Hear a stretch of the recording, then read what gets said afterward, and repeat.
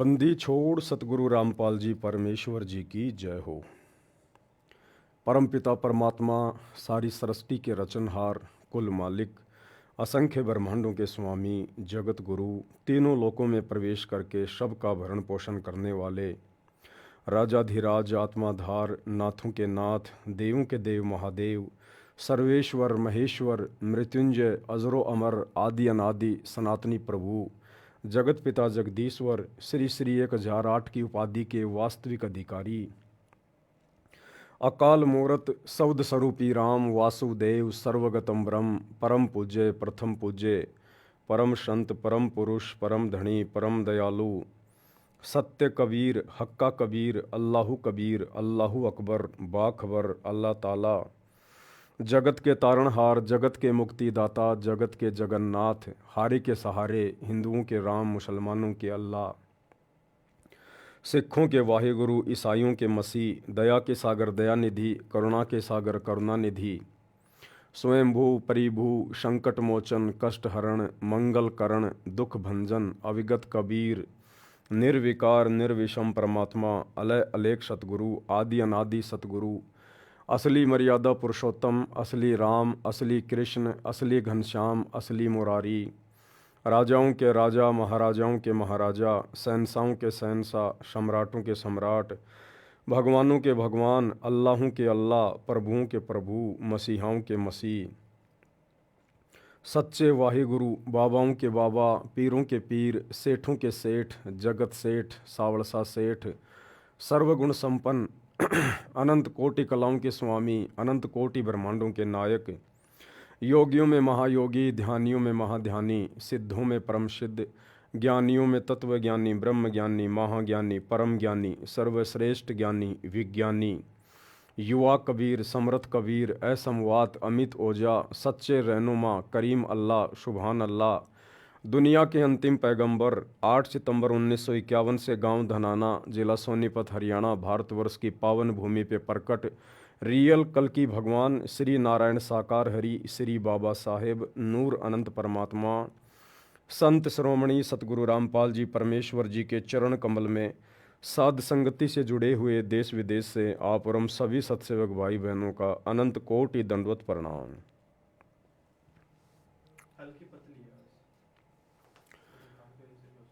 सत्साई भाई और बहनों, दया परमपिता परमेश्वर जी की, सारी सृष्टि के सर्जनहार, सारी सृष्टि के रचयिता सतगुरु रामपाल जी भगवान की, जिनके शुभ आशीर्वाद से, विशेष आशीर्वाद से आप और हम सभी सत्सेवक भाई बहन साध संगति से जुड़कर गुरु को परमात्मा मान के, ज्ञान को आधार बना के भक्ति मार्ग पर हर प्रकार से मर्यादाओं में रहते हुए दृढ़ता के साथ निरंतर आगे की ओर बढ़ रहे हैं।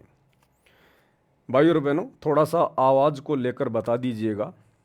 जो भाई बहन लाइव जुड़े हैं, दास की आवाज़ को लेकर अगर आवाज़ में कोई प्रॉब्लम हो, कोई दिक्कत हो तो आप जी एक बार बता दीजिएगा। अगर सही आ रही है तो ठीक है, एक बार कोई भी भाई बहन कमेंट्स कर दो एक बार बस।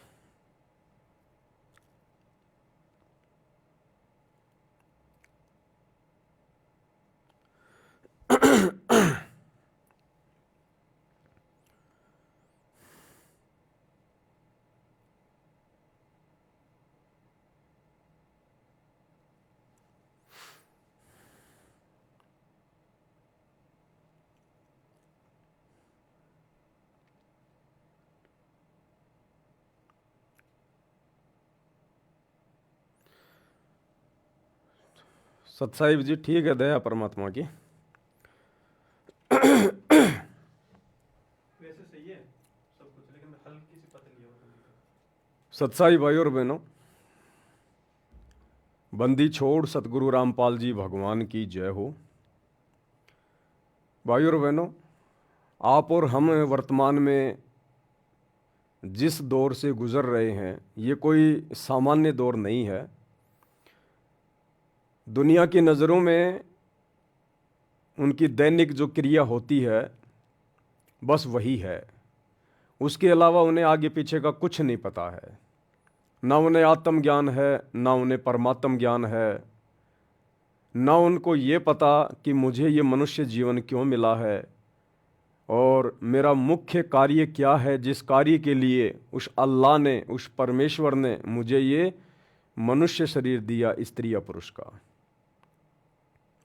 लेकिन आप और हम चंद आत्माओं के ऊपर, जितनी भी आत्माएं वर्तमान में सतगुरु रामपाल जी परमेश्वर जी से जुड़ी हुई हैं, उनके शिष्य हैं, उनकी शिष्या हैं, आप और हमारा ये सौभाग्य है।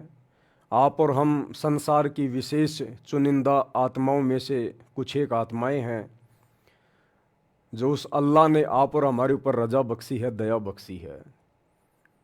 जो दया, जो रजा उस परमेश्वर की, उस अल्लाह की वर्तमान में ब्रह्मा विष्णु महेश के ऊपर नहीं है, 33 करोड़ देवी देवताओं के ऊपर नहीं है, चारों शंकराचार्यों के ऊपर नहीं है, मुसलमान धर्म के बड़े से बड़े मुल्ला और मौलवियों के ऊपर नहीं है, जैन धर्म के किसी तीर्थकर के ऊपर नहीं है, वो दया गुरुदेव ने आज आप और हमारे ऊपर बख्शी हुई है। और इस बात का पता लोगों को 2028 के आसपास चलेगा, जब ये परमात्मा सतगुरु रामपाल जी भगवान, दुनिया जिन्हें कल्कि के नाम से यूट्यूब पे ढूंढ रही है, दुनिया भर के भविष्य वक्ता जिनके विषय में भविष्यवाणियाँ कर रहे हैं, लेकिन वो खोज नहीं पा रहे, सर्च नहीं कर पा रहे कि वास्तव में वो कल्कि है कौन।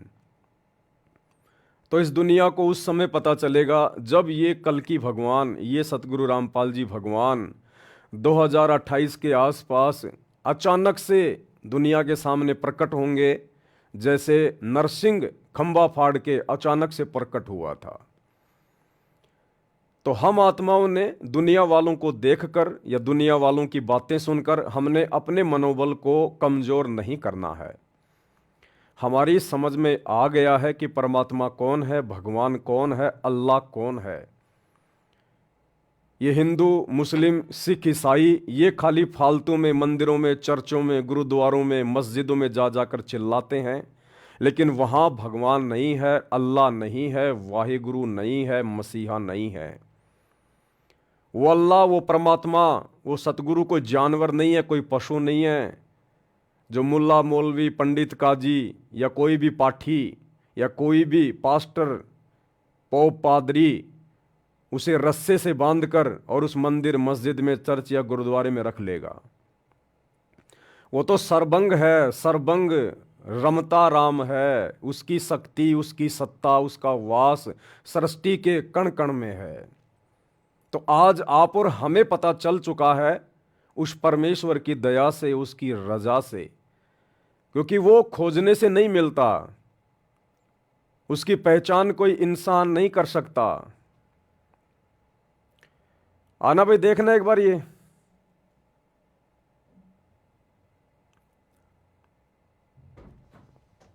हाँ, इसमें से गायब हो गई फोटो। बोल रहा हूँ किसी का क्या बता रहा था मुझे नहीं जाना।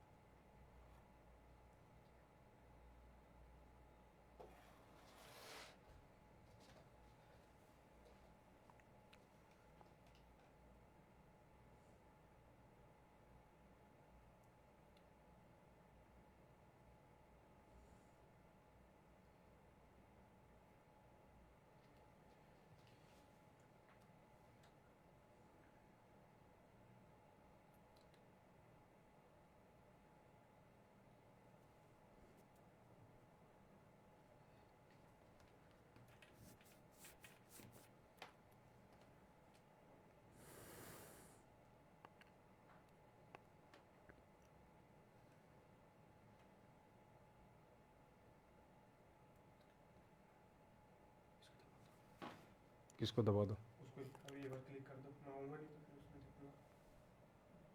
हाँ कौन?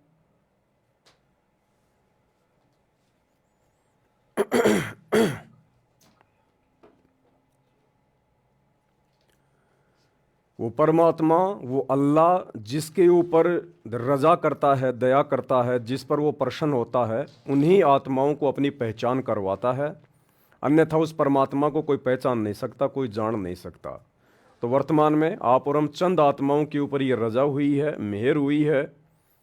वैसे सतगुरु रामपाल जी परमेश्वर जी के लाखों की संख्या में, करोड़ों की संख्या में फॉलोवर हैं, लेकिन उन लाखों करोड़ों में से भी केवल चंद सत्सेवक भाई बहनों के ऊपर ये रजा हुई है, दया हुई है। गुरुदेव ने हमारा ज्ञान योग खोला है, हमारी दिव्य दृष्टि खोली है, जो आज हमें गुरु के रूप में परमात्मा दिखाई दे रहे हैं, परमात्मा के दर्शन हो रहे हैं। तो भाई और बहनों, इस रजा को हम सभी भाई बहन इसी प्रकार से बरकरार रखें, और ये रजा बरकरार रहेगी गुरुदेव की मर्यादाओं में रहकर आजीवन उनकी सतभक्ति करते रहने से। अगर आपने मर्यादा तोड़ दी तो भले आप कितनी भक्ति कर लो, कितना आप जी कुछ भी अपने मन में श्रद्धा लगा के बैठे रहो, परमात्मा यानी गुरुदेव हमारे निकट भी नहीं है। हमारी वो बात नहीं बनेगी जिस मोक्ष के लिए हम दिन रात प्रयत्न कर रहे हैं, इतना संघर्ष कर रहे हैं। तो भक्ति हमारे लिए सबसे पहला काम है, सबसे पहला काम। हम कुछ भी करें, लेकिन हमने 2-3 चीज़ों का विशेष तौर पर ध्यान रखना होगा अगर अपने अल्लाह को प्रसन्न करना है तो। सबसे पहले उनके द्वारा हमें जो भक्ति क्रिया करने को दे दी गई है, 5 यज्ञ, वो 5 यज्ञ हमने नियमित करने हैं।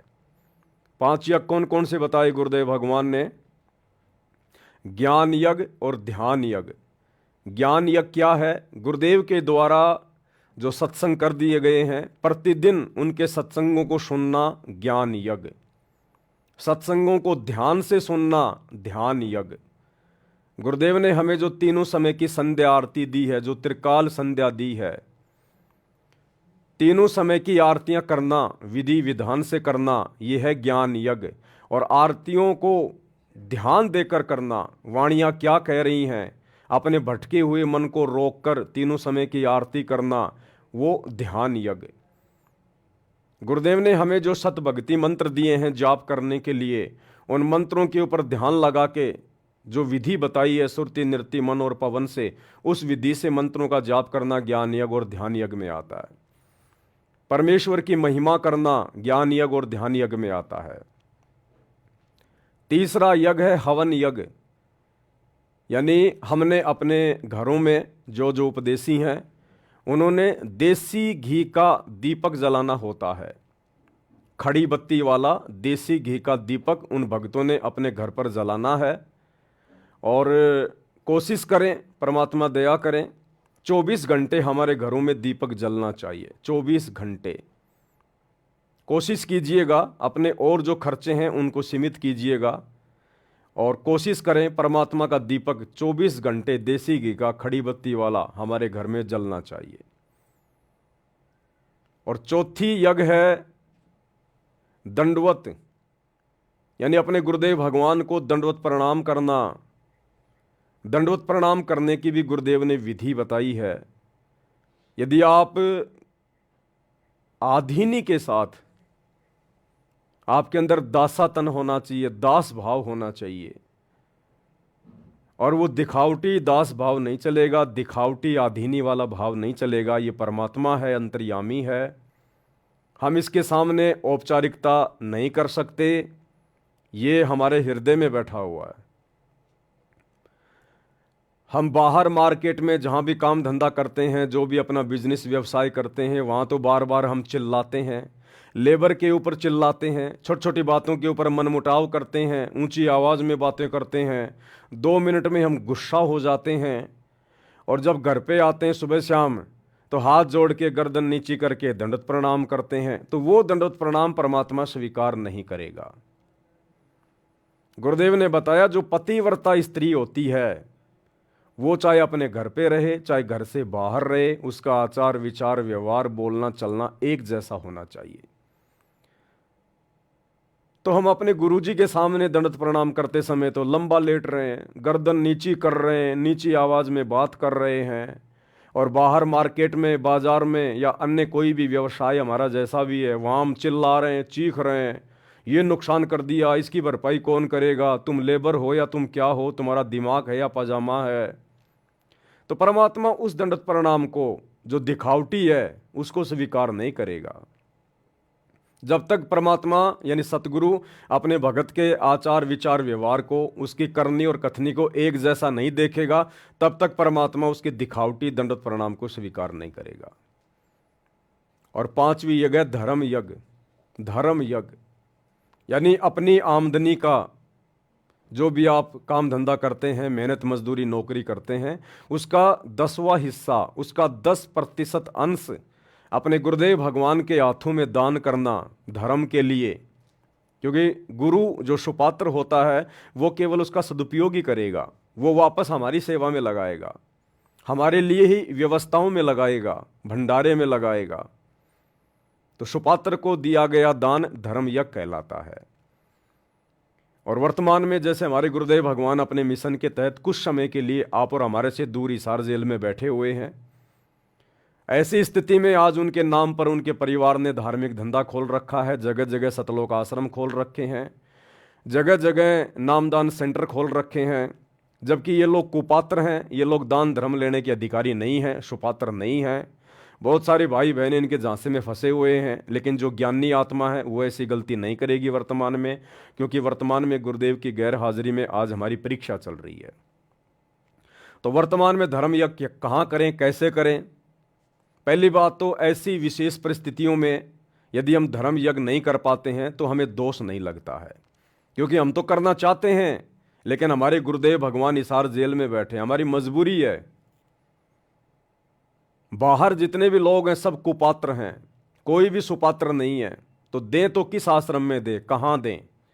तो हमारे सामने दो ही विकल्प हैं, या तो हम ज्योति पाठ और दान का अपने घर पर जहाँ दरबार साहिब लगा रखा है, अपने गुरुदेव को परमेश्वर मानकर हम दंडवत प्रणाम करके और संकल्प कर लें कि ये गुरुदेव दास आपके चरणों में ज्योति का, पाठ का या वैसे दान का संकल्प करता है, आप इसको स्वीकार करने की कृपा करें। और गुरुदेव जब आप आश्रम में आ जाओगे उस समय दास आपके चरणों में ये सेवा राशि सौंप देगा। दूसरा तरीका है, यदि आप अपने गुरुदेव भगवान को प्रतिदिन भोग लगा रहे हैं, प्रतिदिन आप उनको इष्ट मान के, परमेश्वर मान के, गीता अध्याय 3 श्लोक 13 के अनुसार भोग लगा रहे हैं, तो ये आपका धर्म यज्ञ में काउंट होता है, ये आपका धर्म यज्ञ में काउंट होता है। कोई भगत भाई बहन हमारे घर पर आते हैं, प्यार प्रेम से भंडारा खिलाओ, उनकी सेवा करो, वो भी धर्म यज्ञ में आता है। और वर्तमान में गुरुदेव का मिशन है साध संगति। साध संगति में जो भी सेवा होती हैं वो परमेश्वर के अनुरूप होती हैं, उनकी प्रेरणा के अनुसार होती हैं। तो साध संगति में जब भी कोई सेवा चलती है, आप जी जैसा भी आपको परमात्मा प्रेरणा करें, आप अपना योगदान उसमें कर सकते हैं, क्योंकि यहाँ आपके एक भी रुपये का किसी भी प्रकार से दुरुपयोग नहीं होगा। जो भी होगा परमात्मा की सेवा में होगा, लोग दिखावे में नहीं होगा, मान बढ़ाई में नहीं होगा, राजनीति में नहीं लगेगा, गुंडों की सीबीआई जांच में नहीं लगेगा, जाटों के आरक्षण में नहीं लगेगा, और स्टेडियम बनाने में नहीं लगेगा, किसी की धर्मशाला बनाने में नहीं लगेगा, काल पुजारियों के लिए भंडारे लगाने में नहीं लगेगा। यहाँ जो लगेगा केवल परमात्मा की सेवा में लगेगा। भाई और बहनों, क्या है, आने वाले समय में परमेश्वर ने भी इस गंदे लोक को छोड़कर अपने सतलोक में जाना है, और जाने के बाद परमात्मा ने हजारों वर्षों तक, जब तक उनका ये भक्ति मार्ग चलेगा, परमात्मा ने यहाँ व्यवस्थाओं को भी संभाल के रखना है। तो रिहर्सल परमात्मा उसकी पहले से ही करवाएगा कि वो कौन आत्मा होंगी, कैसी आत्मा होंगी जिनके मार्फत आगे हजारों साल मेरा मार्ग चलेगा। तो मेरे बच्चे उनके ऊपर विश्वास करें, ज्ञान को आधार बनाकर।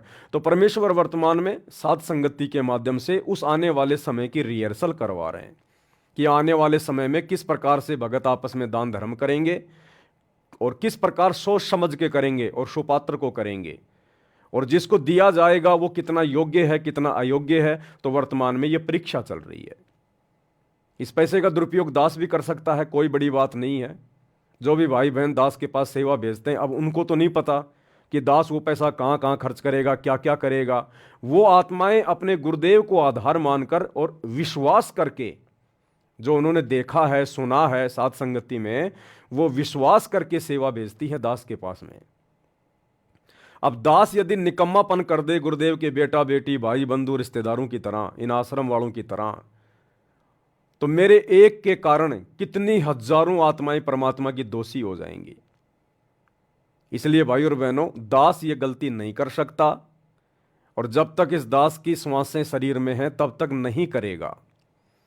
क्योंकि मुझे परमात्मा ने धर्म कर्म के बारे में, लाभ हानि के बारे में, उचित अनुचित के बारे में, भक्ति मार्ग पे क्या उचित है क्या अनुचित है, सब कुछ समझा दिया है। तो दास ये गलती नहीं कर सकता।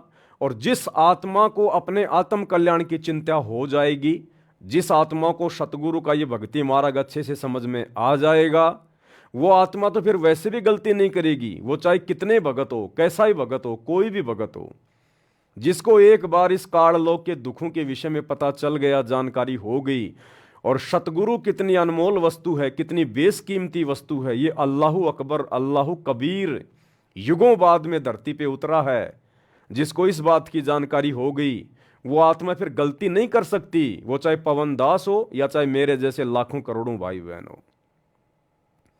तो आने वाले समय में किस प्रकार से परमेश्वर की व्यवस्थाएं चलेंगी, आज हिसार जेल में बैठ के परमात्मा उन सब की रिहर्सल देख रहा है।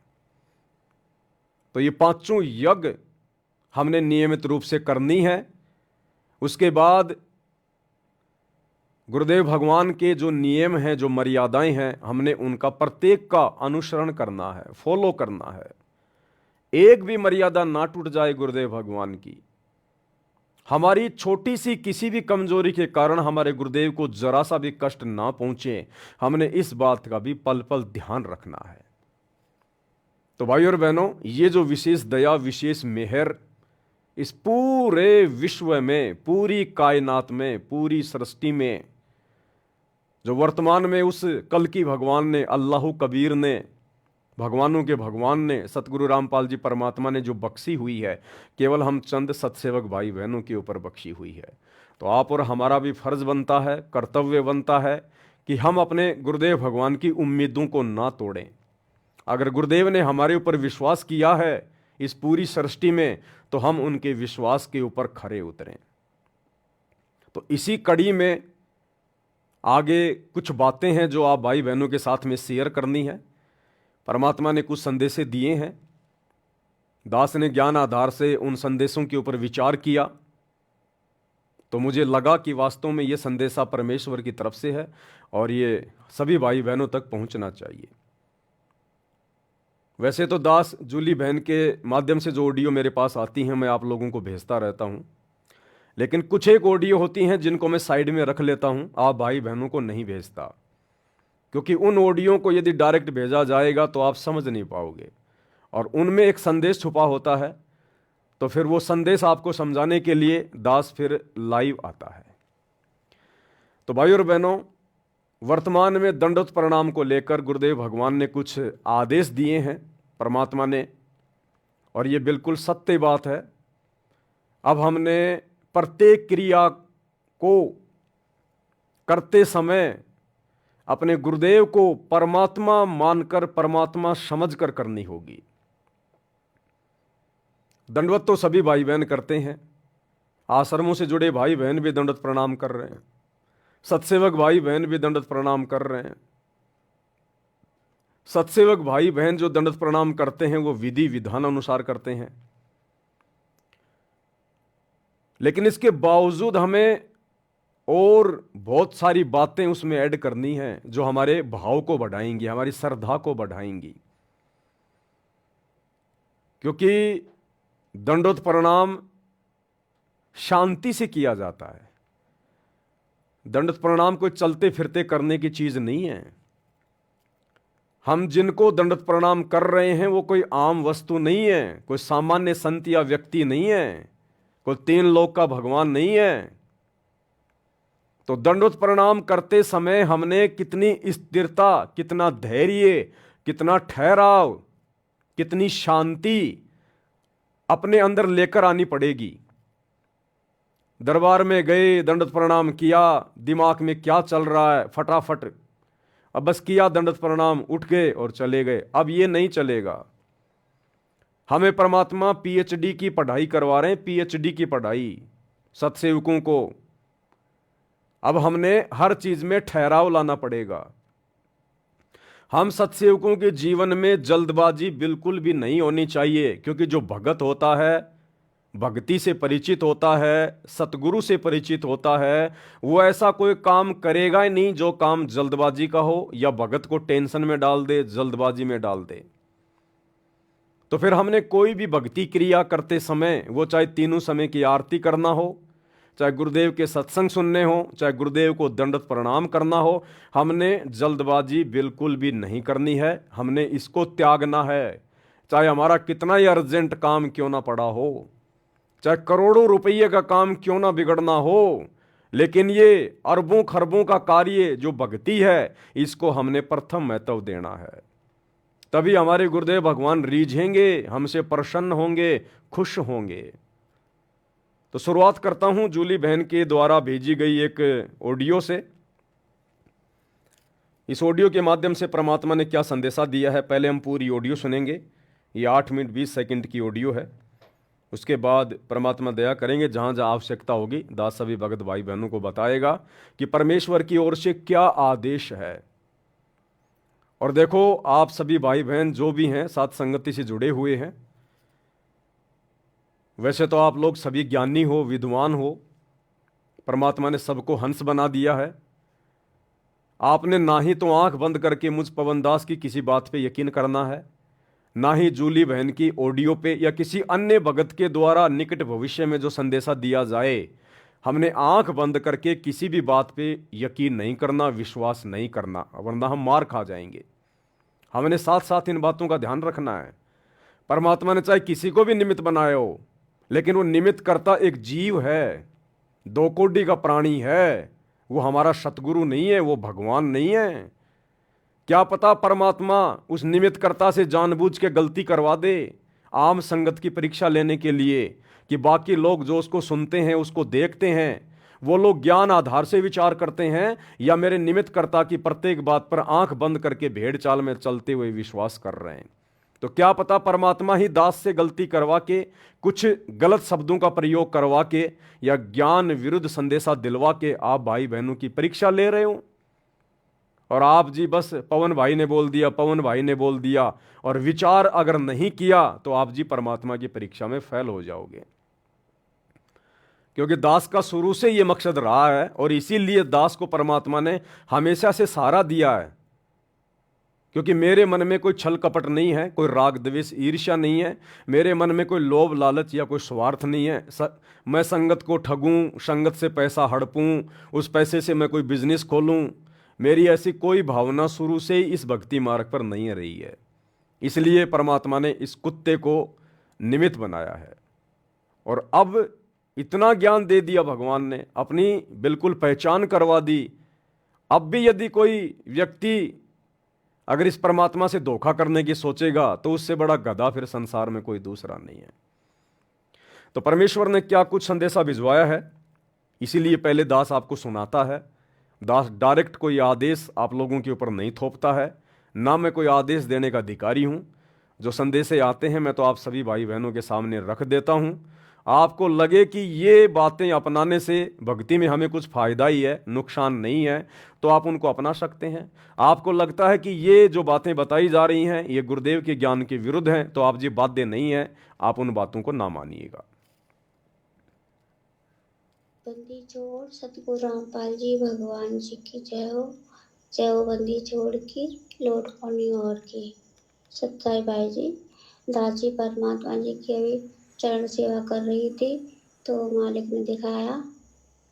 जी ने दिखाया जैसे कि 1998-99 के सत्संग है ना परमात्मा के, जो परमात्मा जा रहे थे की नाम मगर बिहाना सतगुरु वो शब्द गाते हैं, उसमें सभी भाई बहन परमात्मा के पीछे पीछे चलते हैं, परमात्मा जी आगे आगे चलते हैं।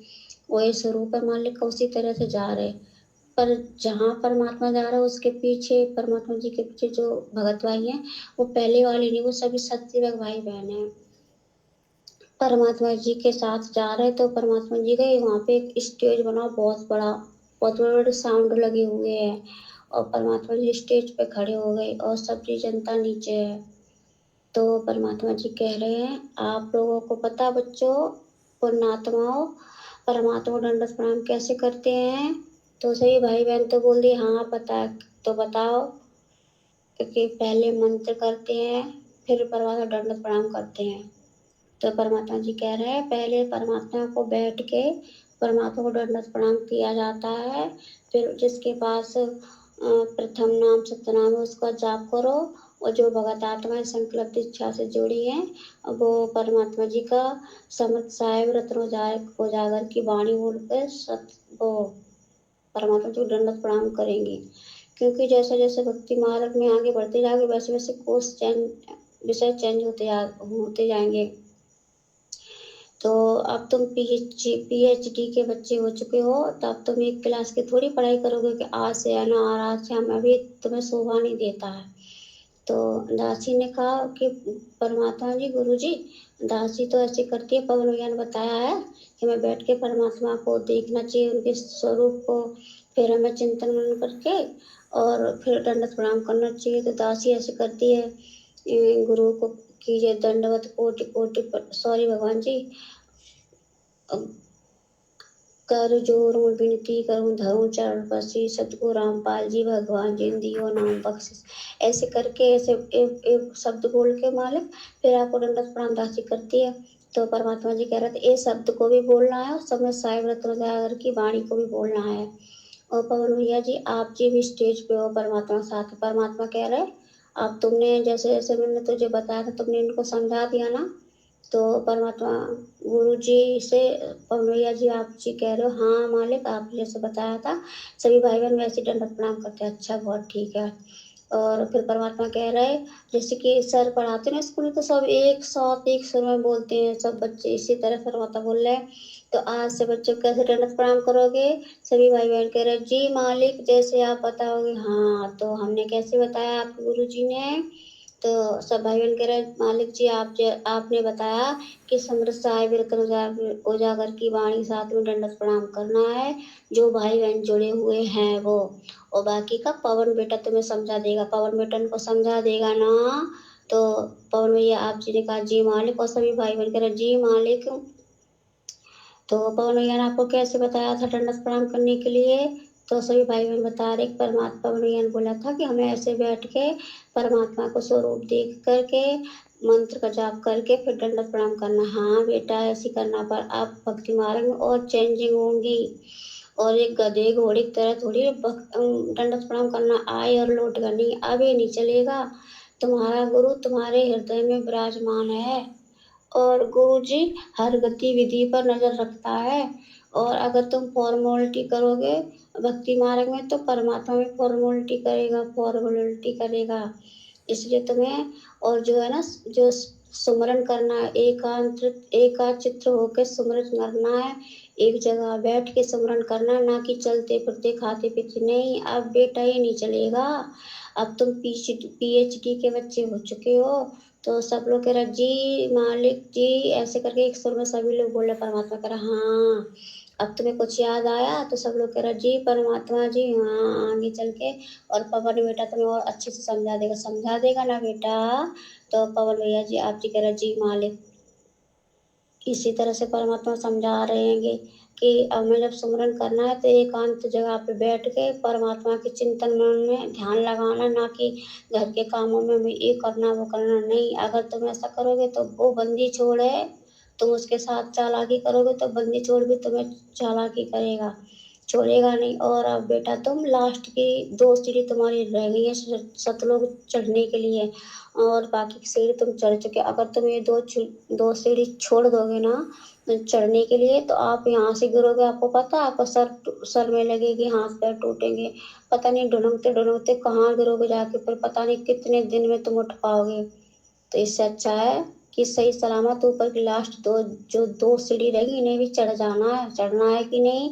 सही भाई बहन कह रहे जी मालिक। इसी तरह से परमात्मा जी कह रहे हैं हमने जैसे जैसे पवन बेटा को बताया था भक्ति मार्ग में उसी तरह से पवन बेटा ने तुम सबको बताया ना। तो सभी भाई बहन कह रहा जी मालिक, हाँ आप तुम बहुत होशियार होते जा रहे हो और फॉर्मेलिटी बिल्कुल भी नहीं चलेगी भक्ति मार्ग में। अब सब नियम कायदे जैसे जैसे भगत आगे बढ़ेंगे उनके चेंज होते जाएंगे। तो पवन भैया आप जैसे परमात्मा कह रहे हैं बेटा इनको अच्छे से और समझा देना। आपके जो भाई बहन है ना बहुत भोले हैं, कुछ तो समझ जाएंगे, वो कुछ नहीं समझ पाएंगे। आपको पता है ना आपका गुरु जी क्या है, आपका गुरु जी संदेशा कुछ देता है, बताना कुछ चाहता है। शॉर्ट में आप जानते हो ना। तो पवन भैया जी आप जी कह रहे जी मालिक, सर झुका के जी मालिक, अच्छे से इनको समझा देना ताकि ये भक्ति मार्ग को त्रुटि ना करें। और परमात्मा जी इसी तरह से कह रहे बेटा भक्ति मार्ग में तुम्हें दृढ़ता के साथ में आगे बढ़ना है, बिल्कुल भी किसी के देखने में बहकाव में नहीं आना है। समय अब बीतता जा रहा है और तुम्हें जल्दी जल्दी भक्ति मार्ग में आगे बढ़ना है। तो सभी भाई बहन कह रहे हैं हाँ परमात्मा आपकी दया रहेगी, दया करना परमात्मा। तो परमात्मा कह रहे दया करेंगे। देखो अगर तुम्हारा गुरु दुनिया की नज़र में तुम्हारा गुरु जेल में है, पर हकीकत में तो तुम्हें पता है तुम्हारा गुरु तुम्हारे हृदय में विराजमान है। अगर तुम्हारा गुरु तुम्हारे हृदय में विराजमान नहीं हो तो एक काल तुम्हें कच्चा चबा जाए, कच्चा खा जाए, एक पल के लिए तुम्हें नहीं छोड़े। तुम्हारा गुरु एक क्षण के लिए तुम्हें नहीं छोड़ता। जैसे गऊ अपने बच्चे पे नजर रखती है, इसी तरह गुरु तुम्हारा तुम पे नजर रखता है और हृदय में निवास करता है। और हृदय में परमात्मा निवास करता है, वहां पे बैठ के सब गतिविधि पर ध्यान देता है। चालाकी बिल्कुल भी नहीं चलेगी, दिखावा भक्ति मार्ग में बिल्कुल भी नहीं चलेगा। इसी तरह परमात्मा ये सब बता रहे हैं और आपको समझा रहे हैं कि बेटा इन्हें अच्छे से समझा देना। आप जो भक्ति मार्ग में जो भी बच्चे हैं अब नियम चेंज होंगे और जो संकल्प दीक्षा से हैं वो ऐसी मतलब परमात्मा दंडवत प्रणाम करेंगे। पहले संगत साहिब की वाणी बोलेंगे फिर दंडवत प्रणाम करेंगे। उससे पहले तो मतलब जो बोलते हैं ना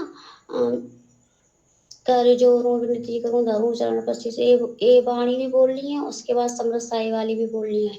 और इस वाणी को पवन बेटा और अच्छे से तुम सबको समझा देगा। इसी तरह से परमात्मा कह के और सबको आशीर्वाद दे के और फिर परमात्मा जी चले गए। और आप जी ने फिर वो मतलब ले ली किताब सी, उसमें आप मतलब सबके नंबर ऐड कर रहे हो, तो लिख रहे हो किस किस को समझाना है किस किस को नहीं। बस इतना ही परमात्मा जी ने दिखाया है। बंदी छोड़ सतगुरु रामपाल जी भगवान जी की जय हो। सत्साई भाई और बहनों, संदेशा आप सभी ने सुन लिया है। संदेशा परमात्मा की तरफ से है, क्योंकि दास भी ऐसा वैसा कोई संदेशा आप जियों को नहीं देगा जो हमारे किसी मतलब का ना हो। अब ये क्या है भाई और बहनों, परमात्मा चाहते हैं कि जो आत्माएं चुन ली गई हैं, जिन आत्माओं को सेलेक्ट कर लिया गया है सतलोक के लिए साथ संगति से जोड़कर, आने वाला समय खराब है, विनाशकारी है, परेशानी सब पे आएगी। तो उस समय से पहले पहले आत्माओं को और अधिक चार्ज किया जाए, उनको दृढ़ किया जाए। अब आत्मा कैसे दृढ़ होगी, कैसे आत्मा चार्ज होगी? जब सतगुरु रूपी चार्जर लगेगा, सतगुरु हम पे प्रसन्न होगा, खुश होगा, मेहरबान होगा। इन बातां के पाइए कर सतगुरु नजर निहाल, राजी कर सतगुरु रूठे नू। हम लाख जन्म भक्ति कर लें, लाख मालाएं फेर लें, कितना ही दान धर्म कर दें, अगर हमारा सतगुरु हमसे प्रसन्न नहीं हुआ तो हमारी भक्ति व्यर्थ जाएगी। व्यर्थ का मतलब जो भक्ति हमने की है परमात्मा उसका प्रतिफल तो दे देगा, लेकिन मोक्ष नहीं हो पाएगा। तो हमने गुरु को प्रसन्न करना है, खुश करना है, गदगद करना है गुरुदेव भगवान को। नुक्ते ऊपर रीजे गारे करोड़ कर्म जल जाएं तुम्हारे। हमने अब नुक्ते पैदा करने पड़ेंगे, नुक्ते। और इस कलयुग की बिचली पीढ़ी में सबसे बड़ा नुक्ता केवल एक ही है।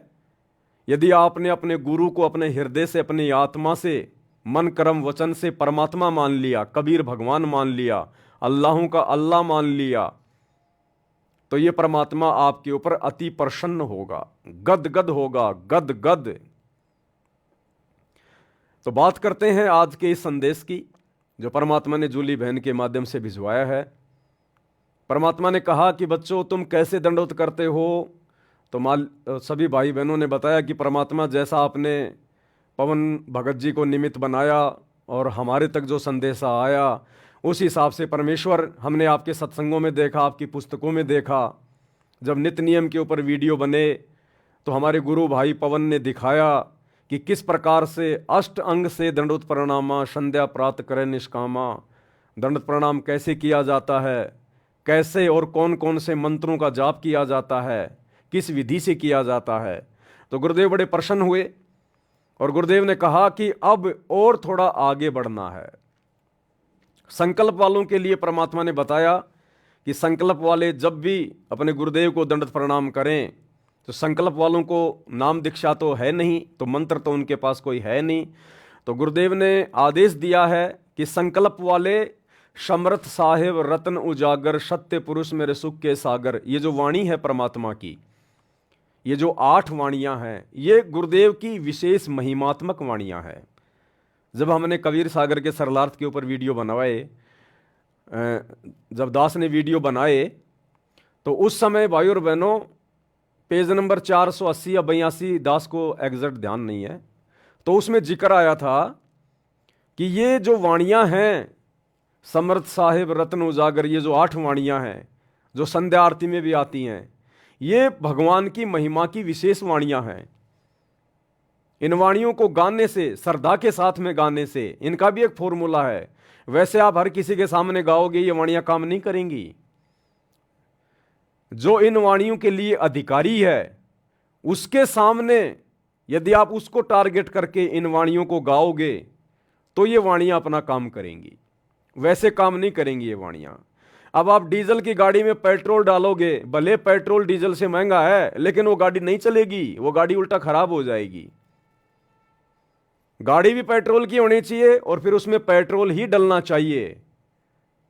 तो हम जिसके लिए ये महिमातक वाणियां गा रहे हैं वो भगवान कौन है, वो अल्लाह कौन है, वो परमात्मा कौन है, हमारा टारगेट ये होना चाहिए। अब आप जी दंडवत प्रणाम तो कर रहे हो अपने गुरु जी को, सतगुरु रामपाल जी को, और सामने दरबार में फोटो लगी है दाढ़ी मूछ वाले नकली कबीर की, फर्जी कबीर की, मुर्दा कबीर की, तो वो आपका दंडवत प्रणाम आपके गुरुजी को स्वीकार्य नहीं होगा। क्यों? भले सामने आपके गुरुजी की फोटो भी है, लेकिन आपका टारगेट परमात्मा को लेकर कौन है? वो दाढ़ी मूछ वाली कबीर वाली फोटो। तो वो दंडवत प्रणाम आपके गुरुजी को स्वीकार्य नहीं होगा, बिल्कुल भी नहीं होगा। भाई और बहनों, ये छोटी मोटी बातें नहीं है, दास कोई अपनी तरफ से बनावटी नहीं कह रहा ये, और ना मुझे कोई शौक है, ना मुझे कोई शौक है आप भाई बहनों को बनावटी बातें कोई सुनाने का। सारी बातें गुरुदेव ने अपने सत्संगों में कह रखी हैं। 2014 बरवाला कांड से पहले परमात्मा ने हर प्रकार से हमारी शंकाओं का समाधान किया हुआ है, लेकिन उस समय हमारी बुद्धि ऑफ थी, हम गुरुजी को परमात्मा वाली दृष्टि से नहीं देख रहे थे, इसलिए हम उन वाणियों को समझ नहीं रहे थे, उन सत्संगों को हम समझ नहीं पाए। आज जब हमने गुरु को परमात्मा मान लिया और जिन जिन आत्माओं के सिर पे गुरुजी ने आशीर्वाद भरा हाथ रख दिया, आज उन आत्माओं को तमाम वाणियां बिल्कुल बखूबी समझ में आ रही हैं। तो जिसको दंडवत प्रणाम किया जाए हमने उसको परमात्मा मानना पड़ेगा।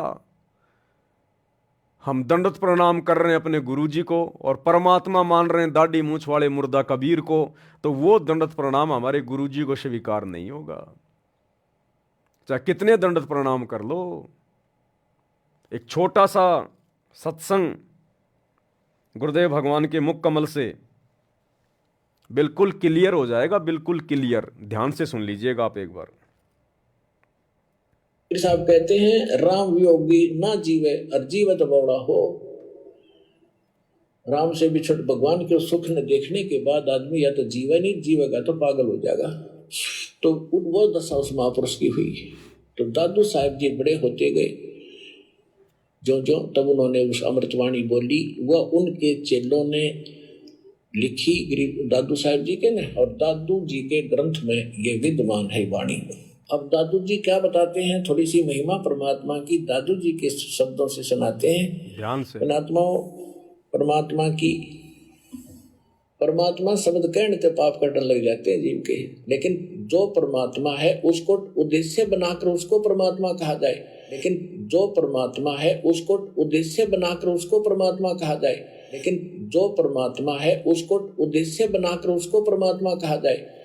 अब जैसे हम क्या कह रहे हैं गुरुजी? गुरुदेव भगवान कह रहे कि परमात्मा शब्द कहने मात्र से जीव के पाप कटने शुरू हो जाते हैं, परमात्मा कहने मात्र से। लेकिन वो पाप कटेंगे किसको, वो पाप कटेंगे कैसे, कटेंगे वो किसके पाप है। आप सामने कोई पत्थर की मूर्ति रख के परमात्मा परमात्मा करोगे, मुंह से बोलोगे, पाप नहीं कटेंगे।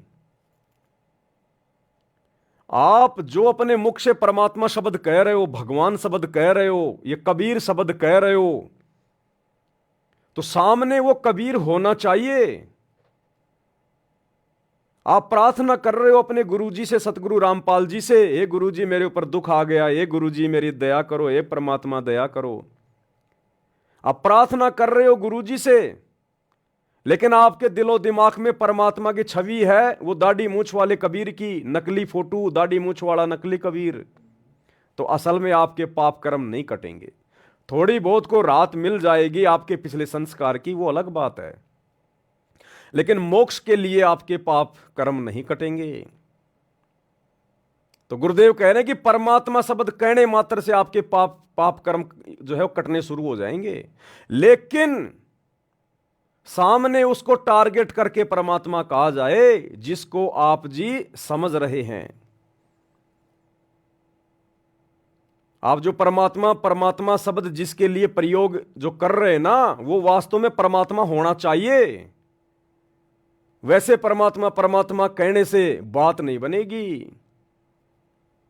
गुरुजी से कितनी प्रार्थना कर लो, कितनी मिन्नतें कर लो, बंदी छोड़, हे बंदी छोड़ गुरुजी, मेरे गुरुजी बंदी छोड़, मेरे गुरुजी कबीर भगवान। और यदि आपने अपने गुरु के अलावा किसी और को कबीर भगवान मान रखा है,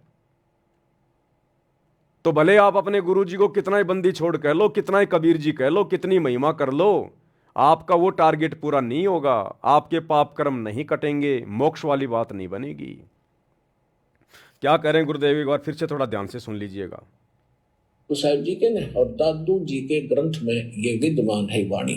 अब दादू जी क्या बताते हैं, थोड़ी सी महिमा परमात्मा की दादू जी के शब्दों से सुनाते हैं।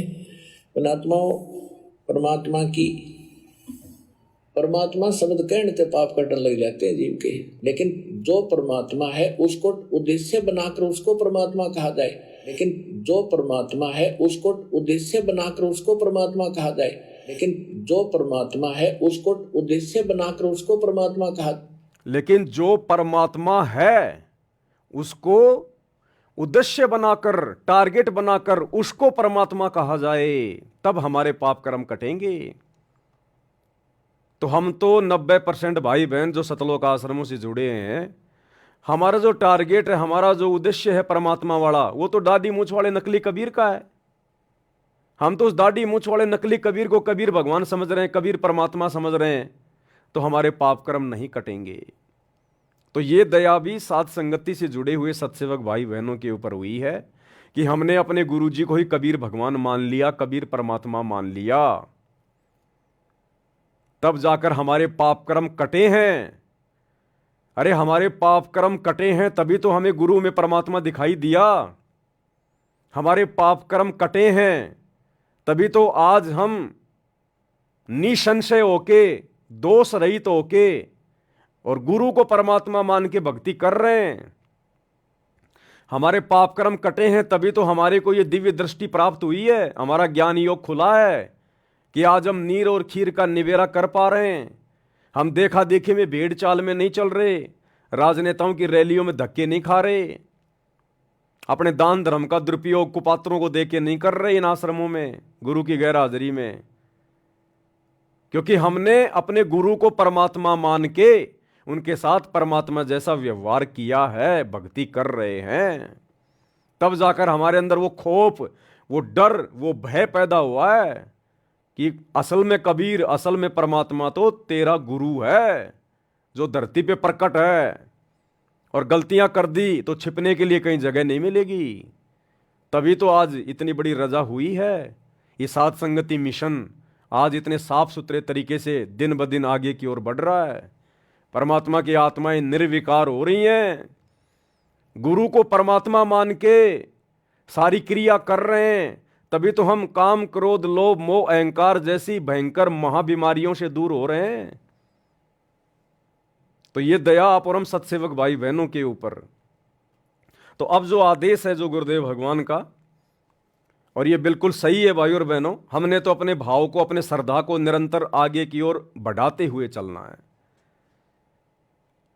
तो वैसे तो सभी भाई बहन विधि विधान से ही दंडवत प्रणाम करते हैं, इसमें कोई दो राय नहीं है, कोई संशय नहीं है, जैसा गुरुदेव ने सत्संगों में बताया, अपनी पुस्तकों में लिखा। लेकिन हमने तो परमात्मा को रिझाना है, प्रसन्न करना है।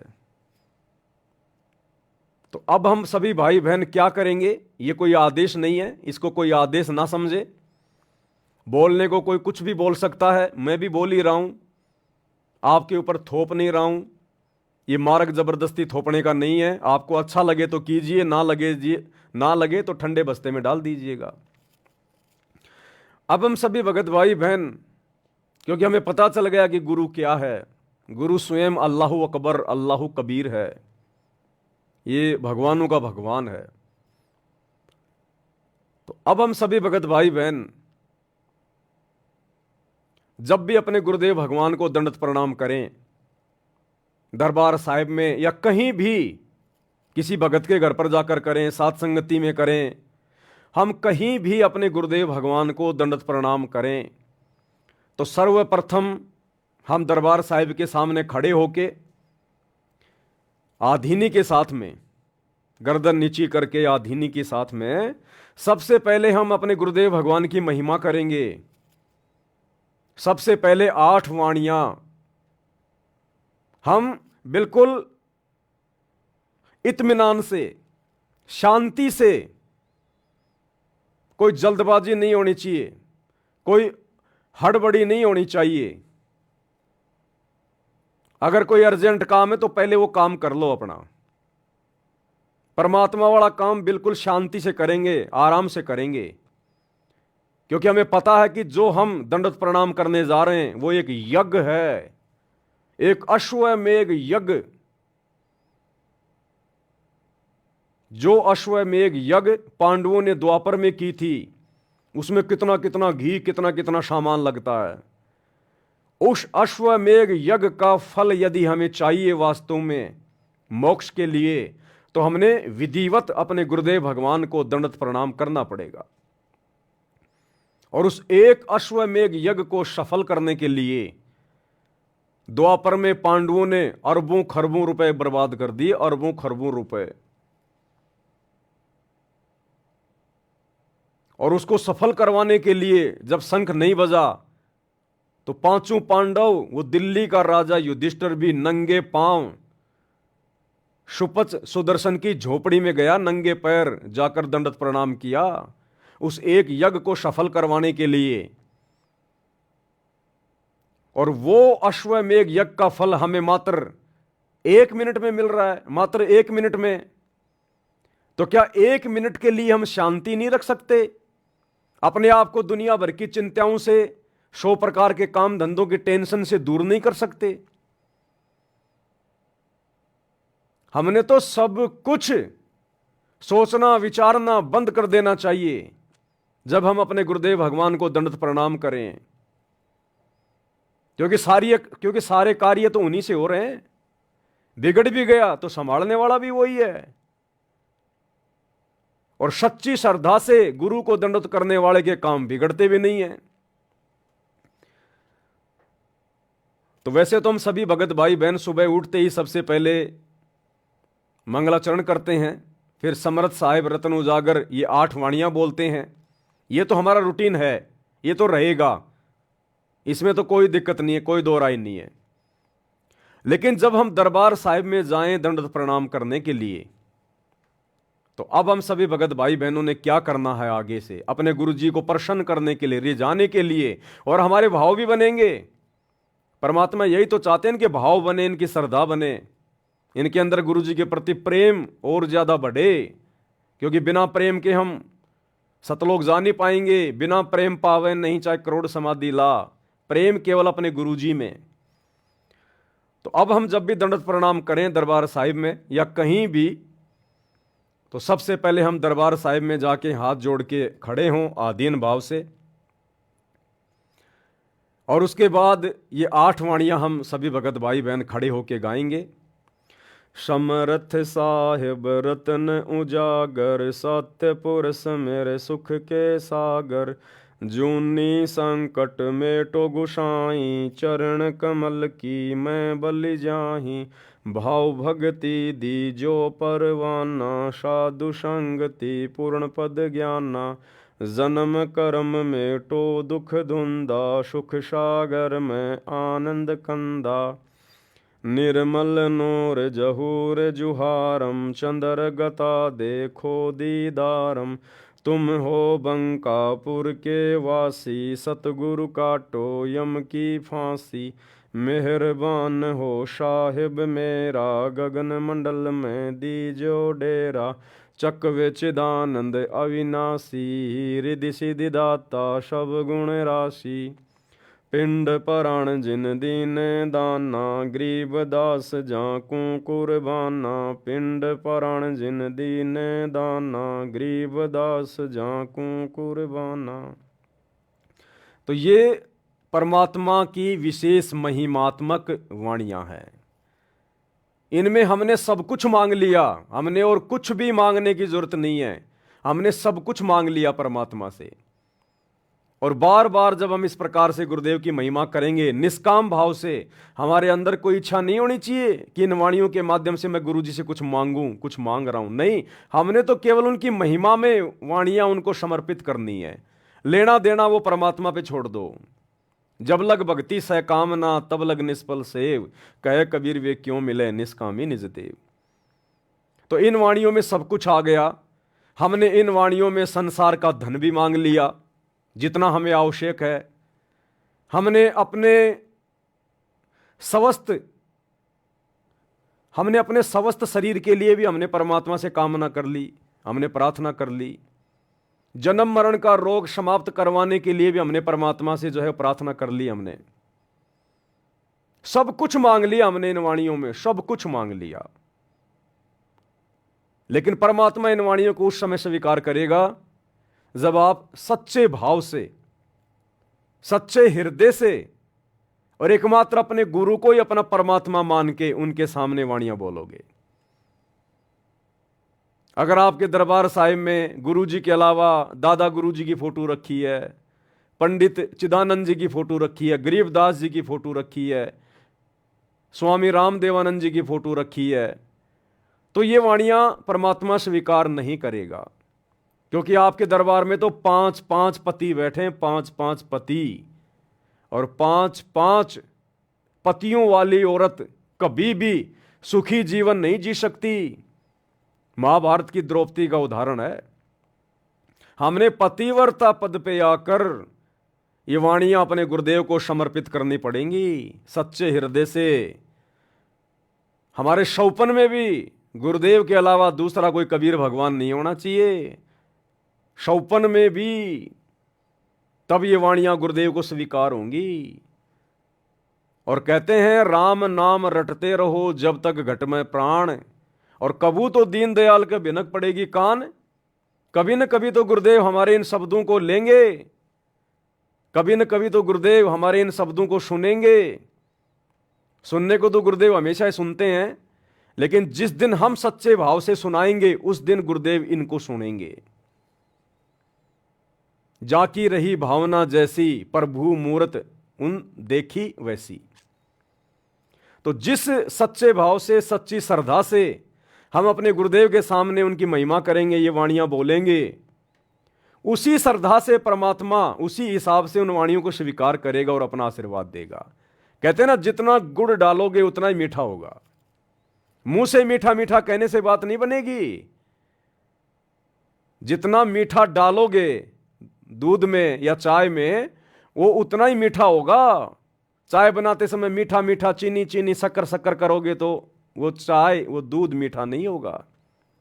तो मुंह से चाहे कितनी महिमा कर लो, कितनी वाणियां गा लो, कितना ही कुछ कर लो, जब तक अंदर से, हृदय से, आत्मा से गुरु को परमात्मा मान के हम ये वाणियां अपने गुरुदेव को समर्पित नहीं करेंगे, तब तक इन वाणियों को करने का कोई फायदा नहीं। तो सबसे पहले गुरुदेव के दरबार में खड़े होके, और वाणियां हमने जल्दबाजी में नहीं बोलनी है, हड़बड़ाहट में नहीं बोलनी है, नहीं तो फिर फॉर्मेलिटी हो जाएगी, औपचारिकता हो जाएगी। एक एक शब्द हमारे दिल की गहराइयों से बाहर आना चाहिए। हो सके तो रोना आना चाहिए, अंदर से रोना। तो ये 8 वाणियां बोल के फिर जमीन पर जैसे हम दंडवत प्रणाम करने के लिए अपने घुटने टेकते हैं, वैसे ही हमने अपने घुटने जमीन पर टेक कर हाथ जोड़ के गुरुदेव के सामने बैठ जाना है।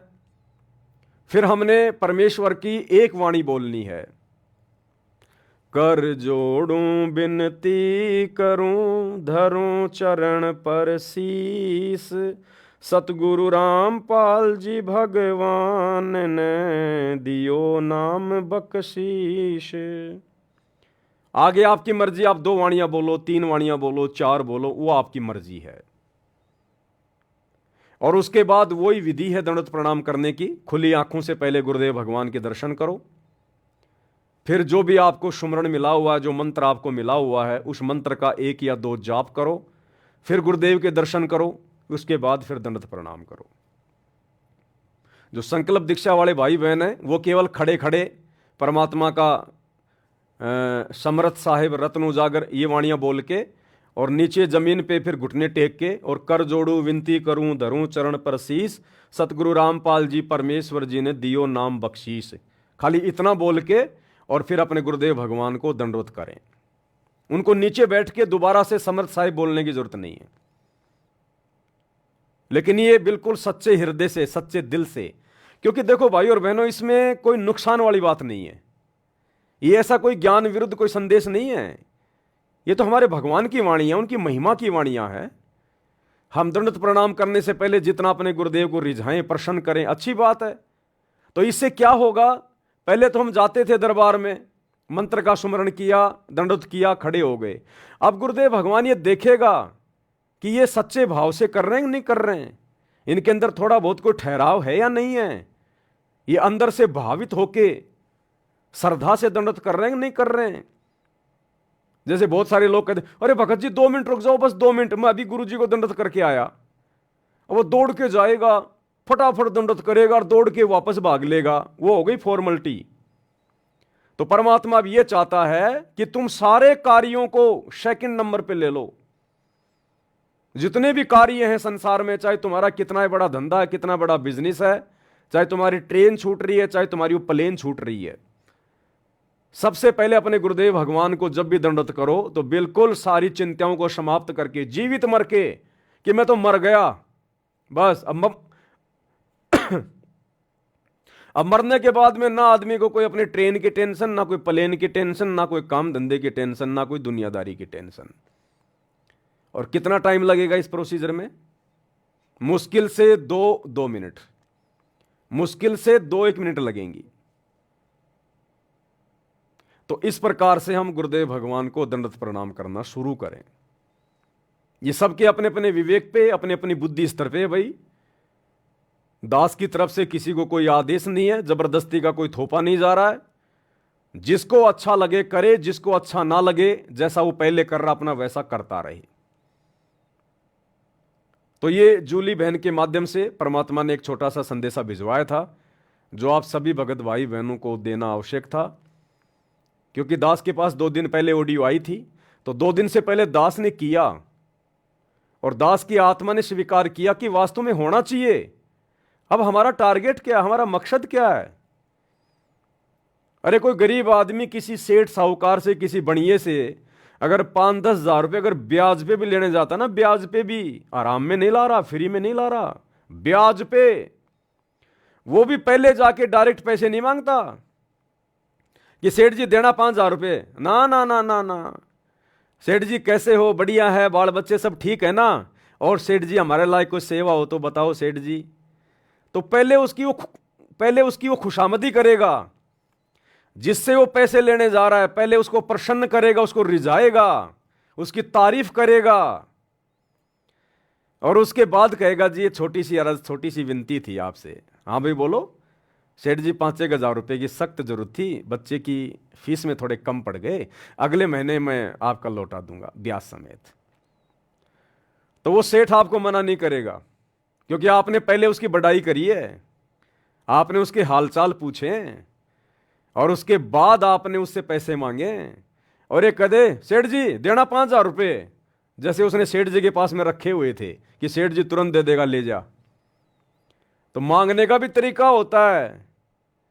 जैसे परमात्मा ने बताया ना, परमात्मा गुरुदेव भगवान ने बताया कि पहले गांव में ये वीसीआर चले थे। वीसीआर ये फिल्म में देखा करते थे, रात को 2-3 फिल्में ले आते थे, पूरी रात उनको आंख फाड़ के देखा करते थे।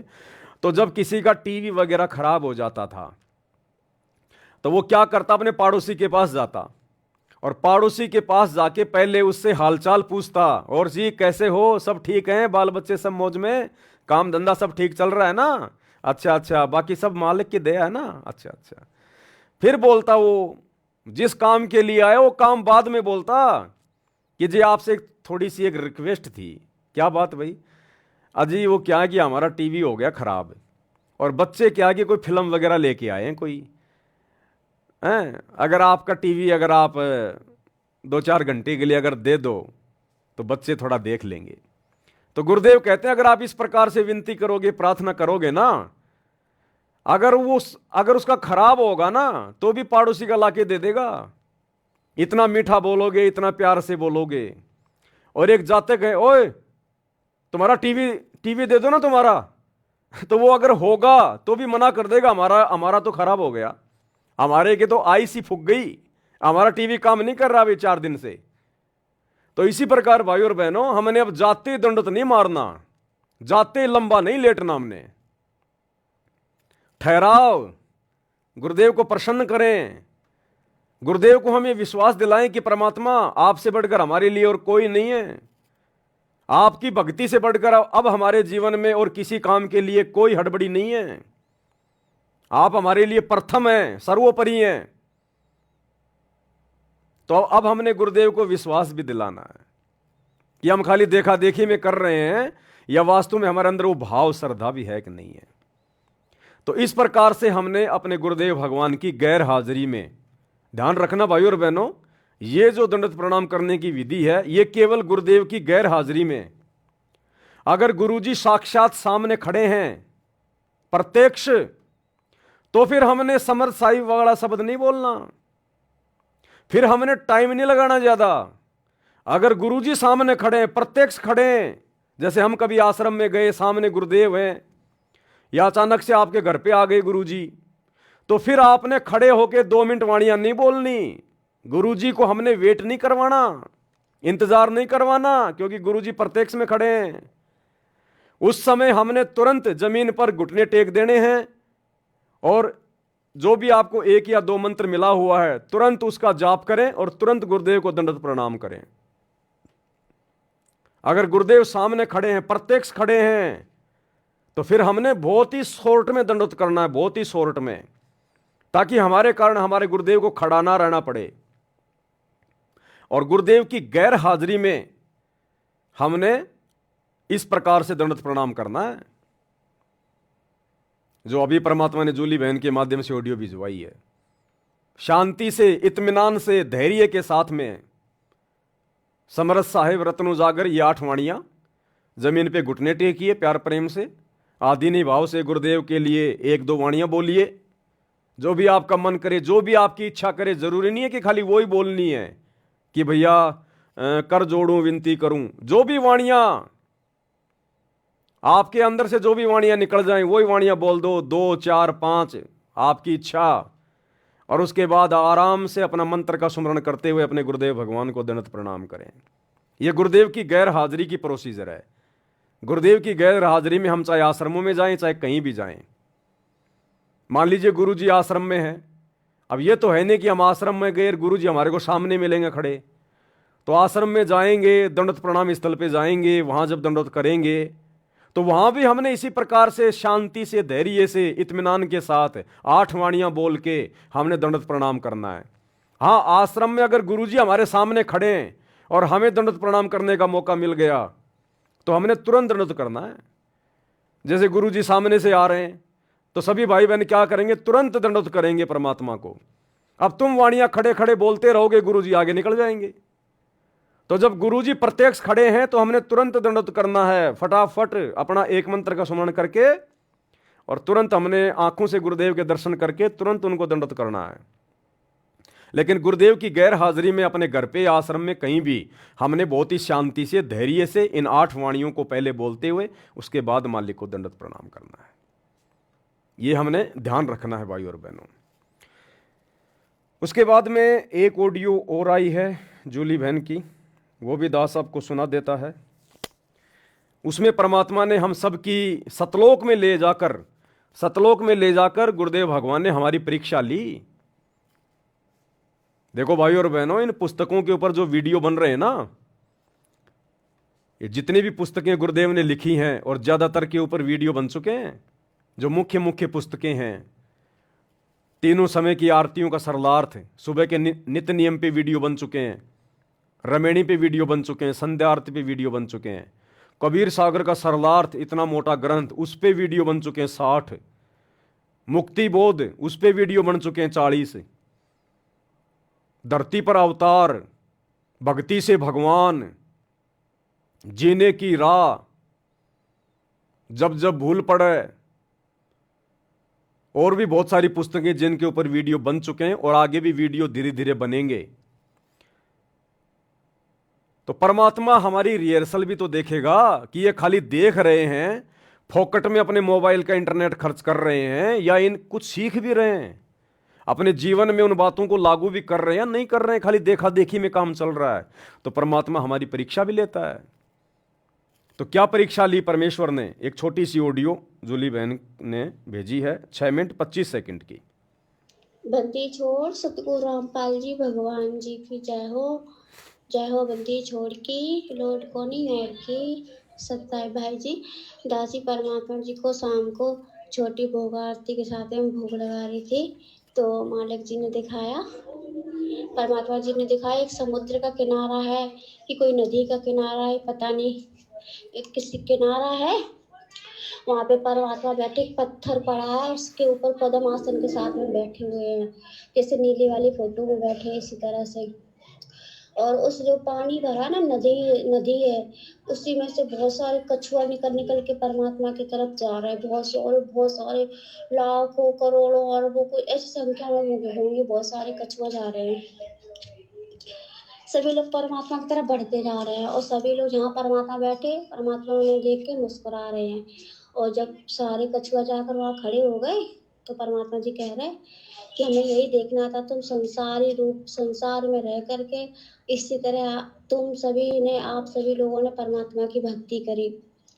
क्योंकि हमें जब परिस्थितियाँ खराब होती नजर आती है तो हमें कछुए की तरह रहना चाहिए। कछुआ के ऊपर जब कोई आपत्ति आती है तो अपने आप में अंदर से मिट जाता है, और जब आपत्ति खत्म हो जाती है तो अपने आप को बाहर आ जाता है। इसी तरह से आप लोगों ने किया बहुत अच्छे पे, परमात्मा ने ऐसे हाथ के आशीर्वाद दिया तो हम सभी भाई बहन है ना मनुष्य रूप में आ गए। और एक सबसे बड़ा कछुआ था, सबसे बड़ा आगे चल रहा था। जब परमात्मा ने आशीर्वाद दिया तो वो सबसे बड़ा कछुआ जो था ना, वो पवन भैया जी आप जी थे। तो सबसे आगे आप थे, फिर बाकी के सारे भाई बहन पीछे थे।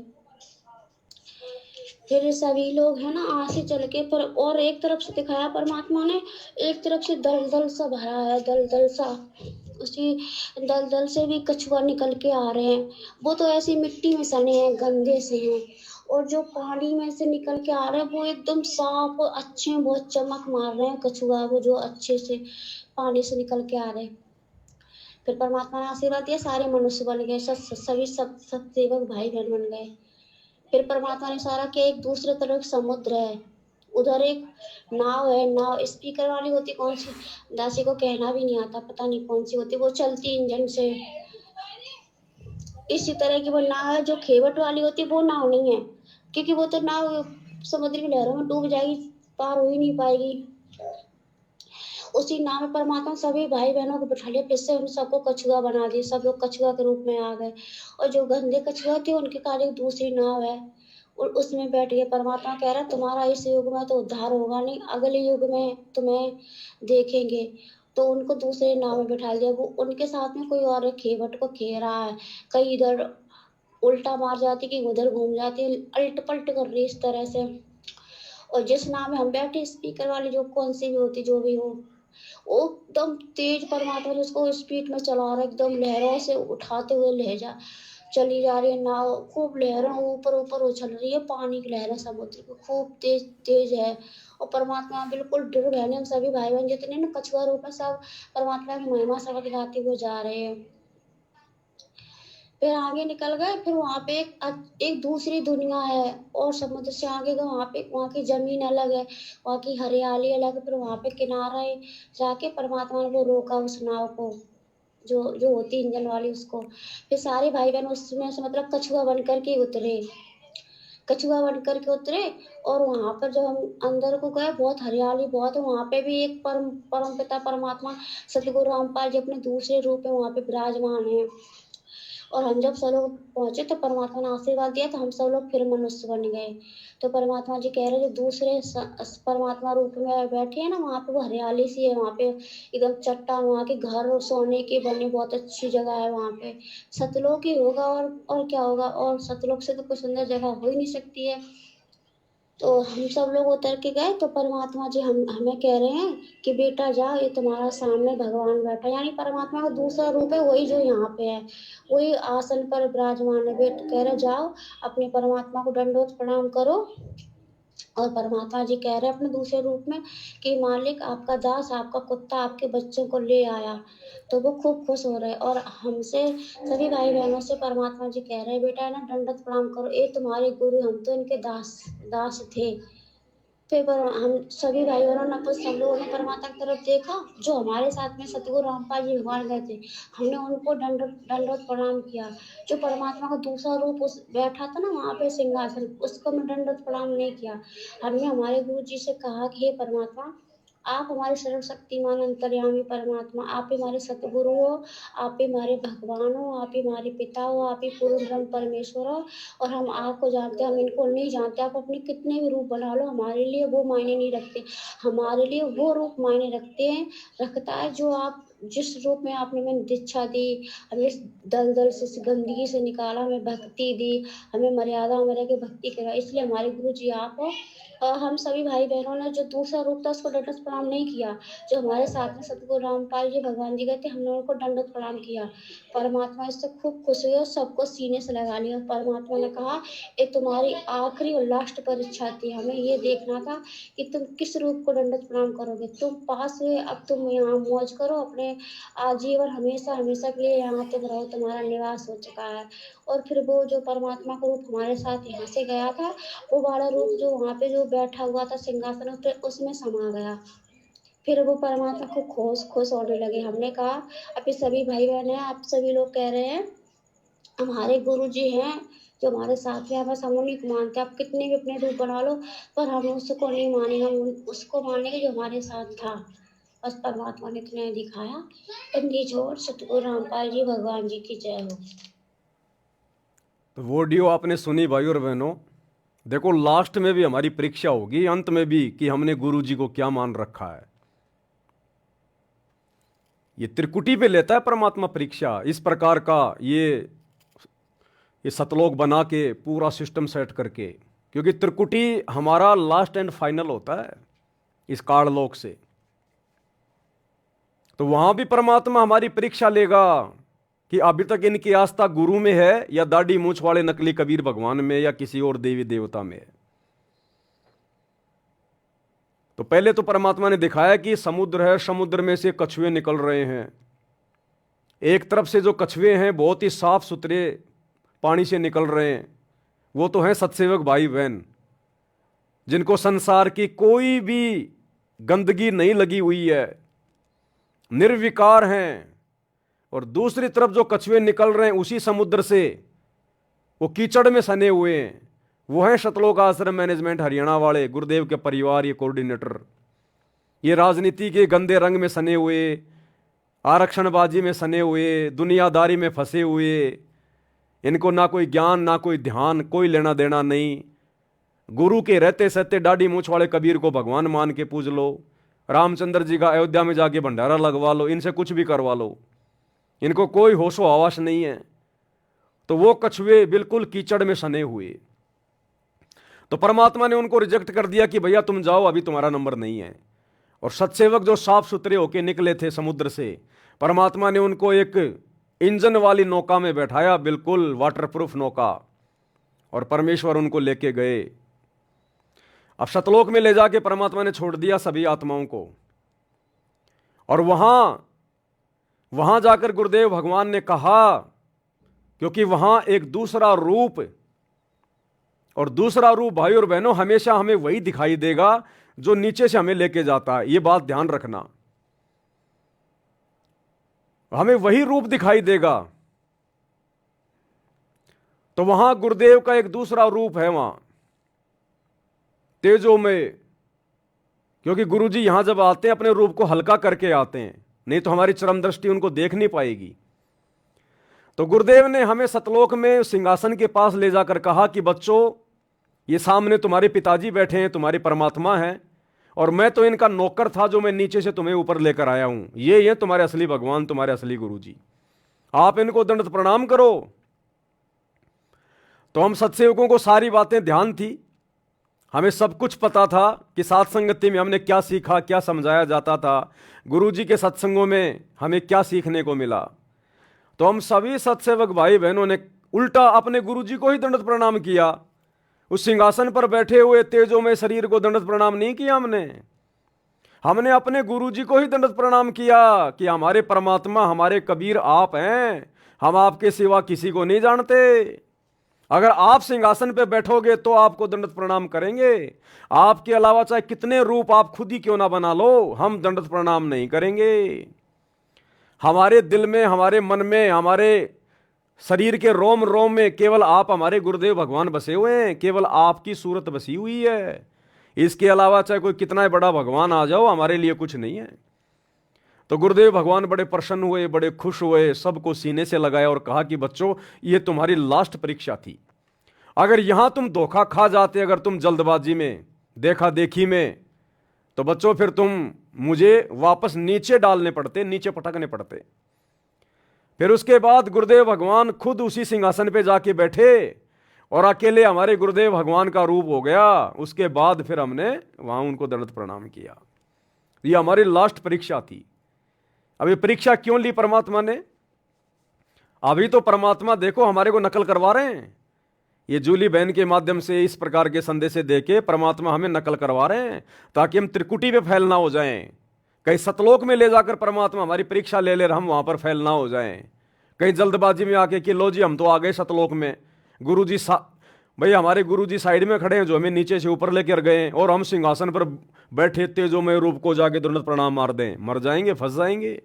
जल्दबाजी नहीं करनी। अब ये शिक्षा हमें कहां दी परमात्मा ने? ये शिक्षा हमें परमात्मा ने कबीर सागर में दी। जब राजा वीर सिंह बघेल की छोटी रानी सुंदर देई, जिसने गुरु से नाम ले लिया था लेकिन वो भक्ति थोड़ा ऐसे कर रही थी, डगमग थी, अंत समय आया, यम के दूत आए, उसको लेकर गए। तो वहां जाकर उसने पुकारा कि मेरे धनी तुम नहीं हो, मेरे धनी तो मेरे गुरुजी हैं, तुम मुझे नहीं लेकर जा सकते। तो यमदूतों ने कहा कि अपने धनी को याद कर ले, अगर तेरा कोई धनी है तो सुंदरदेव ने अपने गुरुजी को याद किया, क्योंकि उसको पता चल गया कि गुरुजी जो बात कहा करते थे बिल्कुल सही है। यहां तो यम के दूत आ गए, भाई मैं तो भक्ति को हल्के में ले रही थी। उसने हृदय से अपने गुरुदेव को याद किया। गुरुदेव वहां जाकर, ये तो शब्द स्वरूपी राम है, प्रकट हो गए। यमदूतों से छुड़वाया, वहां पर जो है प्रकाश ही प्रकाश हो गया, और यमदूत उस प्रकाश से डर के भाग गए। अब परमात्मा उस आत्मा को लेकर गुरु रूप में जो 650 साल पहले आए थे, उस रूप में आत्मा को लेकर कहां गए? सचखंड में। और सचखंड में सुंदरदेई ने देखा कि सामने बड़ा सिंहासन है और सिंहासन पे परमात्मा बैठा हुआ है, और सुंदरदेई ने जाकर उसको दंडवत मार दिया। अपने गुरुजी की तरफ ध्यान नहीं दिया, सुंदरदेई ने जाके सिंहासन वाले परमात्मा को, तेजोमय शरीर को दंडवत कर दिया। और तेजोमय शरीर वाले ने कहा सुंदरदेई के सतगुरु से, जो साइड में खड़े थे, कि हे कड़िहार, हे सतगुरु, तू मेरी आत्मा को यहां ले आया, मैं तेरे से बड़ा प्रसन्न हूं। इस आत्मा को यहां लाने में इतनी देर क्यों कर दी? तो उन्होंने बताया जी ऐसे ऐसे इसकी भक्ति पूरी नहीं हो पाई थी, ऐसा है वैसा था।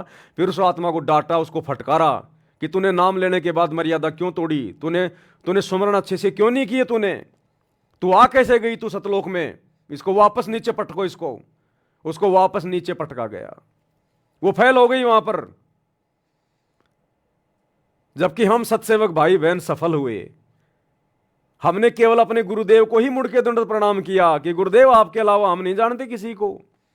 ये होंगे कोई भगवान, होंगे कोई महात्मा, लेकिन जब तक आप इस सिंहासन पर नहीं बैठोगे, अगर ये सतलोक का सिंहासन है और जब तक आप नहीं बैठोगे, हम तो केवल आपके ओरिजिनल रूप को दंडवत करेंगे, केवल आपको, और जो विधि आपने बता रखी है उसी हिसाब से।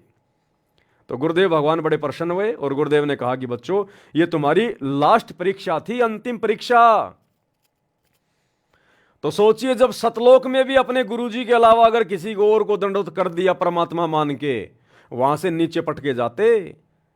जबकि हमारे 90% भाई बहन सतलोक आश्रमों से जुड़े हुए, ये तो वर्तमान में ही अपने गुरुजी को मानुष मान के और मन में आता उसी को दंडवत मार देते हैं। दाढ़ी मूछ वाले नकली मुर्दा कबीर को दंडवत मार रहे हैं, गरीबदास जी को मार रहे हैं, दादा गुरु जी को मार रहे हैं, पंडित चिदानंद जी को दंडवत मार रहे हैं। इनको कोई फर्क ही नहीं पड़ता, इनकी आंखें बंद है। तो हमें परमेश्वर आगे के लिए सतर्क कर रहे हैं कि इन पुस्तकों में जो तुम्हें पढ़ाया जा रहा है, जो दिखाया जा रहा है, ये कोई सामान्य नहीं है। तुम्हारी कभी भी परीक्षा ली जा सकती है, कभी भी किसी भी भगत की कोई भी कारण बना के, किसी भी घटना को जन्म दे के गुरुदेव भगवान। हकीकत में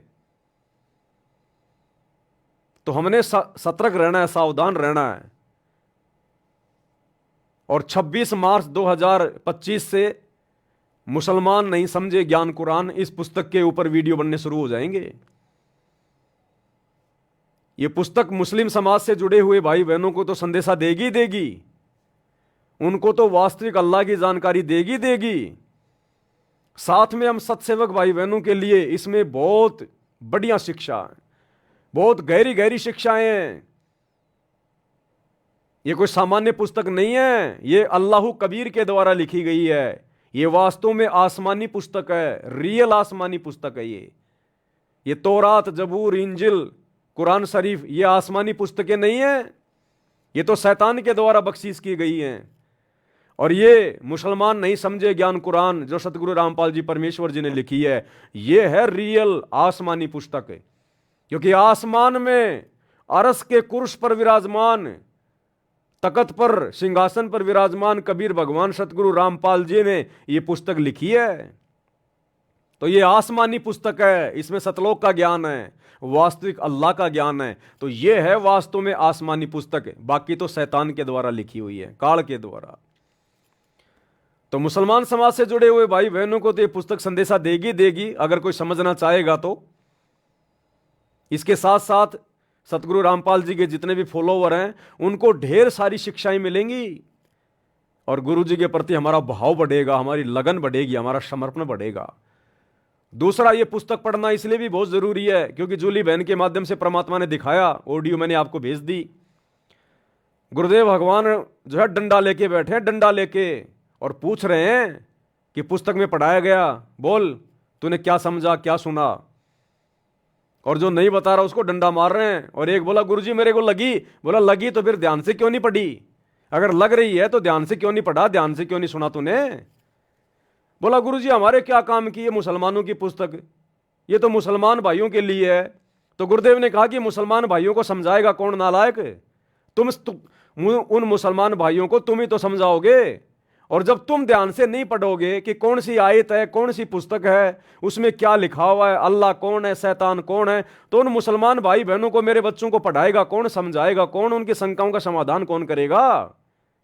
तो ये मत कहना दोबारा कि ये तो मुसलमान भाइयों के लिए है। तो गुरुदेव ने एक मारा उसके खींच के डंडा। तो कहने का मतलब भाई और बहनों, ये पुस्तकें हैं, हमें अंदर ही अंदर हमारे को ये तैयार कर रही हैं, दृढ़ कर रही हैं। ये परमात्मा का एक मिशन है। ये यूं मत सोच लेना कि ये पवन दास बस खाली गुरु जी की पुस्तकों के ऊपर वीडियो बना बना के दिखा रहा है, लाइव आ रहा है। ये एक मिशन है परमात्मा का, आत्मा को तैयार करने का एक मिशन है ये। हमारे अंदर अंदर ही अंदर कितनी दृढ़ता, कितना विश्वास, कितना धैर्य, कितनी हिम्मत पैदा हो रही है, आप और हमें भी नहीं पता चल रहा। और यही सारी चीजें अंत में आप और हमारे काम आएंगी। हमारी आत्मा चार्ज हो रही है, चार्ज। तो 26 मार्च से इस पुस्तक के ऊपर हम लाइव आएंगे रात्रि 8 बजे। और एक चीज भाई और बहनों, दास आप जी से प्रार्थना करेगा फेसबुक ने एक नया कोई अपडेट निकाला है, जितने भी लाइव वीडियो हैं किसी भी व्यक्ति के पूरे संसार में, वो फेसबुक धीरे धीरे उनको समाप्त कर रही है, उनको डिलीट मार रही है धीरे धीरे। उसका रूल है, कोई नियम है, कोई बहुत ज़्यादा मतलब उस पर डाटा आ गया है। अब इतना डाटा फेसबुक सहन नहीं कर पा रहा है, दुनिया भर के वीडियो बना बना के लोगों ने डाल रखे हैं।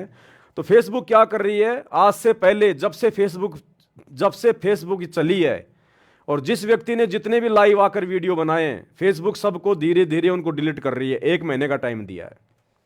तो हमारे जितने भी लाइव वीडियो हैं सारे के सारे वो डिलीट हो जाएंगे। लेकिन हम तो साथ साथ में वैसे वीडियो डालते रहते हैं, लाइव के अलावा भी हम लोग वीडियो डालते रहते हैं, तो वो वीडियो नहीं होंगे डिलीट। तो आप भाई बहन जो मैं लाइव आता हूं या इन पुस्तकों के ऊपर जो लाइव वीडियो हैं जो आगे आएंगे, आ रहे हैं, आप इनको तो देखते देखते हो, बहुत अच्छी बात है, इनको तो आप ज़्यादा ज़्यादा शेयर करते हो। लेकिन ये अब आगे 1 महीने से ज़्यादा फेसबुक पे नहीं दिखाई देंगे आपको। जैसे अभी मैं लाइव आ रहा हूं, ये वीडियो 1 महीने के बाद में फेसबुक ऑटोमेटिक इसको डिलीट कर देगी, इसको हटा देगी। तो लाइव आने के बाद जब मैं उसका ओरिजिनल वीडियो फिर से डालता हूं, या छोटे छोटे जो शॉर्ट वीडियो हम लोग डाल रहे हैं, आप इन वीडियो को ज़्यादा से ज़्यादा शेयर किया करो, ज़्यादा से ज़्यादा, क्योंकि लाइव वीडियो तो हमारे डिलीट हो जाएंगे, तो फिर बचे कौन से वीडियो, जो वीडियो हम वैसे डालते रहते हैं। तो उन वीडियो को आप जी ज़्यादा से ज़्यादा शेयर किया करो आगे। तो ये भी थोड़ी सी एक जानकारी थी जो आप सभी भाई बहनों को देनी थी। इसके बाद में एक लास्ट ऑडियो जूली बहन की अभी आई थी मेरे पास में, क्योंकि मेरे को लाइव आना था इसलिए मैं उसको सुन नहीं पाया। तो लास्ट में एक ऑडियो जूली बहन ने भेजी है अभी शाम को, परमात्मा ने कुछ दिखाया होगा, तो इसको हम सभी भाई बहन सुन लेते हैं, क्या संदेशा दिया है परमात्मा ने। बंदी छोड़ सतगुरु रामपाल जी भगवान जी की जय हो बंदी छोड़ की लौट पानी और की। सत्य भाई जी दासी भी परमात्मा जी को छोटी भोग आरती के साथ में भोग लगा रही थी, तो मालिक ने दर्शन दिए, परमात्मा जी ने दिखाया है। परमात्मा जी ने दिखाया है जब वो जेल धाम से मतलब आ रहे हैं, तो राष्ट्रपति मुर्मू और प्रधानमंत्री नरेंद्र मोदी जी, तो उन लोगों ने ना परमात्मा के लिए उनको माला पहनाई है और एक पट्टा शॉल जैसा वो सम्मान के साथ मालिक को उड़ाया है। नीचे गुलाब के फूल बिखरे हुए हैं, मखमल के गत्ते पड़े हैं, उस पर परमात्मा चल के आ रहे हैं। और वो लोग है ना, मंत्री और राष्ट्रपति लोग है ना, दोनों सर को झुका के आ गए। मीडिया है साथ में, बहुत सारी भीड़, सभी भाई बहन है, आप परमात्मा जी के साथ में हो, एक किताब लिए, एक पेन लिए हो और आ रहे हो, और सभी लोग उनको परमात्मा जी को दंडवत प्रणाम कर रहे हैं। परमात्मा थोड़े विरुद्ध से दिख रहे हैं, धोती कुर्ता पहने हुए हैं, पगड़ी लगाए हैं, और उन लोग और परमात्मा जी के कुछ भाई बहन माला भी पहना रहे हैं। और एरोप्लेन खड़ा है, तो परमात्मा जी कह रहे हैं कि बेटा व्यवस्था होगी, आप जी से कह रहे हैं, आप जी कह रहे हैं हाँ मालिक। तो परमात्मा जी एरोप्लेन में बैठ गए हैं, एरोप्लेन में बैठ गए हैं ना।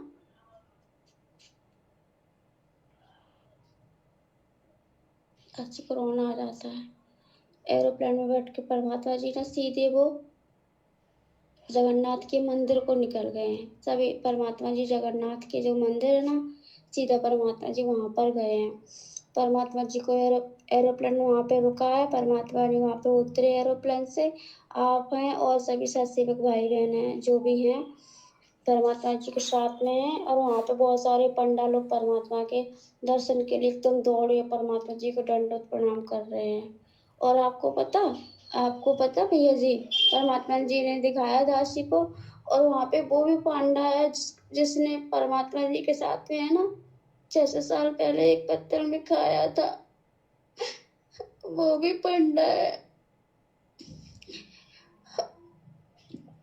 वो भी पंडा है जो परमात्मा शब्द गाते हैं, एक पत्तल में जेवे ऐसा गुलाम रामपाल ऐसा शब्द गाते, वो पंडा भी है। इसके साथ में परमात्मा जी ने एक ही पत्तल में खाया था। जिसने परमात्मा को देख के अछूत बोला था ना, जिसको कोढ़ का रोग लग गया था, वो पांडा भी है। और परमात्मा जी ने दिखाया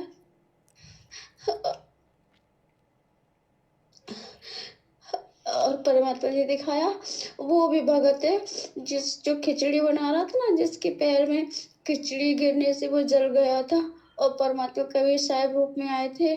तो परमात्मा जी सिकंदर लोधी के दरबार में बैठे थे। जब परमात्मा जी ने अपने चरणों में जल डाला था तो उस पंडित की पैर की आंच बुझ गई थी। वो पांडा भी है, दोनों पांडे हैं। जब परमात्मा जी पहुंचे तो दोनों दौड़ के परमात्मा जी को दंडवत प्रणाम कर रहे हैं। और वहां पे एक और वृद्ध पंडा है। परमात्मा कह रहे वो दौड़ के आया, परमात्मा जी को दंडवत प्रणाम किया उसने। परमात्मा जी ने उसे अपने सीने से लगाया, कह रहे हे भगवान, हे मालिक, आपकी सेवा पूरी हुई, आपने जो उद्देश्य दास को सौंपा था ये पूरा हुआ, अब दास का अंत कीजिए। तो परमात्मा कह रहे करूंगा, अभी नहीं। तो फिर परमात्मा के बगल में बैठ गया। परमात्मा कह रहे ये हमें उदाहरण बनाने थे, इसलिए हमने तुमको अभी तक रखा है। और वो खूब रो रहे हैं। जिसने परमात्मा जी के साथ में भंडारा भी आया था 600 साल पहले, वो भंडारा करे, वो पंडे लोग रो रहे हो, जो पंडे लोग और है ना, वो भी बहुत रो रहे हैं। कह रहे प्रभु, आपने दास को दर्शन देके कृत्य किया, आपके दर्शन हुए भगवान, कितना समय लगाया आपने यहाँ आने में, हम कब से आपका इंतजार कर रहे, हमारी आंखें तरस रही थी आपके इंतजार में। तो परमात्मा जी कह रहे हमारा समय था जो निर्धारित कर रखा था, उसी समय आना था, अब हम यहीं रहेंगे और यहीं तुम सबको अपनी शरण में लेंगे। और भी बहुत से बच्चे जिन्हें हमें अपनी शरण में लेना, अब हमें वहाँ नहीं रहना, जो यहाँ का आश्रम है परमात्मा कह रहे हमें यहाँ नहीं रहना। बस परमात्मा ये सब दिखा रहे हैं, बस परमात्मा जी और इतना ही दिखा रहे हैं। और सभी भाई बहन वहीं पे, तो जहाँ पे परमात्मा जी ने वो रोका था ना समुद्र को, बैठ के परमात्मा जी चौरा वहीं पे बैठ के परमात्मा सत्संग कर रहे हो। बहुत सारे परमात्मा के जो है ना आगे पीछे बॉडीगार्ड लगे, जो बहुत उतनी लंबे चौड़े होती है बॉडीगार्ड, वो बॉडीगार्ड लगे हुए हैं परमात्मा के आगे पीछे। और वो राष्ट्रपति मुर्मू है और नरेंद्र मोदी, वो भी आगे, मतलब जैसे कोई बड़ा आदमी आता अपने, परमात्मा तो है ही बड़े आदमी, तो साथ देते अलग हटो अलग हटो, हाथ ऐसे करते, ऐसे वो लोग अलग कर रहे हैं। और राष्ट्रपति मुर्मू और नरेंद्र मोदी जी चप्पल नहीं पहने, नंगे पैर है परमात्मा के साथ में। और भी भाई बहन वो चप्पल नहीं पहने, वो उनके पैर नंगे हैं, परमात्मा पहने हैं चप्पल। सॉरी भगवान जी, चरण पादुका होती नहीं जो राजस्थानी लोग पहनते, मैंने कभी देखा बड़े बड़े महाराजा को, उनके आगे से वो मुड़ी सी होती है, जूतियां होती हैं, आगे उनकी नोक ऊपर को ऐसी मुड़ी होती है, उसे क्या कहते पता नहीं, वो परमात्मा पहने हैं, मोजड़ी सी हैं वो परमात्मा जी पहने, सफेद कलर की चमक रही, हीरे मोती पन्ने से बहुत दमक रहे हैं। और परमात्मा सबको आशीर्वाद दे। सब इतनी तरह रो रहे, चिल्ला रहे, बहुत जोर जोर से बिलख रहे हैं। बस परमात्मा जी ने इतना ही दिखाया। वो क्या ना दासी कुछ तो भूल जाती है, इतना टाइम कुछ होता है घर का, ऐसा लगता है कोई आना जाए बीच में, इसलिए दासी को जल्दी जल्दी बोलना पड़ता है। इसलिए क्षमा करें सभी भाई बहन, दासी को माफ करें। सत्ताज जो बंदी छोड़ के लोट कोनी और की बंदी छोड़, सतगुरु रामपाल जी भगवान जी की जय हो, की जय हो। अब भाई और बहनों, क्या है, ये बातें तो हैं बिल्कुल सत्य, इनमें कोई दो राय नहीं है। लेकिन ये बातें उन लोगों के समझ में नहीं आएंगी जो लोग अभी सतगुरु रामपाल जी की शरण में नहीं हैं या जिनके पिछले संस्कार मजबूत नहीं हैं। तो उन लोगों की ये बातें समझ में नहीं आएंगी। ये बातें जिस समय हजरत मोहम्मद जी आए थे 1400 साल पहले, और जब उनके ऊपर आयतें नाजिर हुआ करती थी, ऊपर से वो फरिश्ता आता था, तो हजरत मोहम्मद के परिवार वाले, उनके गांव वाले, उस समय जो कुरैश थे, जो अरब के लोग थे, वो उनका मजाक उड़ाया करते थे कि ये मोहम्मद आज क्या लाया संदेशा, आज तेरे भगवान ने क्या भेजा है, क्यों दुनिया को ठग रहा है, क्यों दुनिया को मूर्ख बना रहा है। बहुत प्रकार की यातनाएं दिया करते थे उसको कि बस तू ही है एकमात्र नबी, तेरे अलावा तो कोई है ही नहीं। अपने आप को नबी कहता है। जब वो नमाज करता था तो उसको गालियां दिया करते थे, पत्थर मारा करते थे। तो ये कोई बड़ी बात नहीं है भाई और बहनों। जिस समय कोई भी महापुरुष आता है उस समय लोग उसको नहीं पहचानते, नहीं जान पाते, उसके साथ दुर्व्यवहार करते हैं, और फिर सैकड़ों साल बाद उसको भगवान मान के उसकी मूर्ति को पूजते हैं। अब क्या मिलेगा? टट्टू मिलेगा, कुछ नहीं मिलेगा। त्रेता में श्री रामचंद्र जी आए, 3 लोक के भगवान, जितना कुछ था उनके पास वो त्रेता में दे सकते थे जिस समय वो जीवित थे, मरने के बाद कुछ नहीं है। तो त्रेता में देख लो श्री रामचंद्र जी की क्या दुर्गति कर दी हम लोगों ने, हैं? बेचारे की औरत को उठा ले गए, पता नहीं क्या क्या ताने मार के वापस सीता को जंगल में निकाल दिया। और अंत में श्री रामचंद्र जी की ऐसी दुर्गति हुई, आत्महत्या करनी पड़ी उसको। सरयू नदी में जाके छलांग मार के मरा, आत्महत्या करके, जिसको शास्त्रीय भाषा में कहते हैं जल समाधि ली। जल समाधि का मतलब डूब के मरना। कभी जिंदगी में ठंडा गिलास पानी का नहीं पिया होगा श्री रामचंद्र जी ने, और वो तो वैसे भी अपना कर्म भोगने के लिए आया था। नारद ने इसको श्राप दे रखा था। वो तो अपना कर्म भोगने आया था, यहां कोई किसी को भक्ति देने थोड़ी आया था, कोई किसी का मोक्ष करने थोड़ी आया था। वो तो अपना श्राप भोगने के लिए आया था। लेकिन उस समय उसको किसी ने नहीं माना, ना विष्णु माना, ना विष्णु का कोई अवतार माना, और सब ने उसके साथ में ऐसे ही बदसलूकियां की। खुद का परिवार उनको नहीं मानता था। अगर खुद का परिवार उनको भगवान मानता, विष्णु मानता, तो वो कई अपने बेटे के लिए राज्य और राम के लिए वनवास थोड़ी मांगती, कभी नहीं मांगती। द्वापर में श्री कृष्ण जी आए, घर में दुश्मन पैदा हो गए। घर में जन्म लिया नहीं, उससे पहले मामा दुश्मन हो गया कंस। कभी पूतना मारने आ रही है, कभी जरासिंध, कभी कोई मारने आ रहा है, कभी काल्यावन मारने आ रहा है, कभी केसी, कभी चानौर। अंत में बेचारा मथुरा छोड़ के दुखी होके द्वारिका चला गया, और वहां भी चैन से नहीं जिया। अंत में बालिया नाम के शिकारी ने पैर में जहरीला तीर मरा, हाय हाय करके मरा। और 56 करोड़ यादव, उसका परिवार, उसके बेटे दुर्वासा ऋषि के श्राप के कारण श्री कृष्ण जी की आंखों के सामने कट कट के मरे, कट कट के।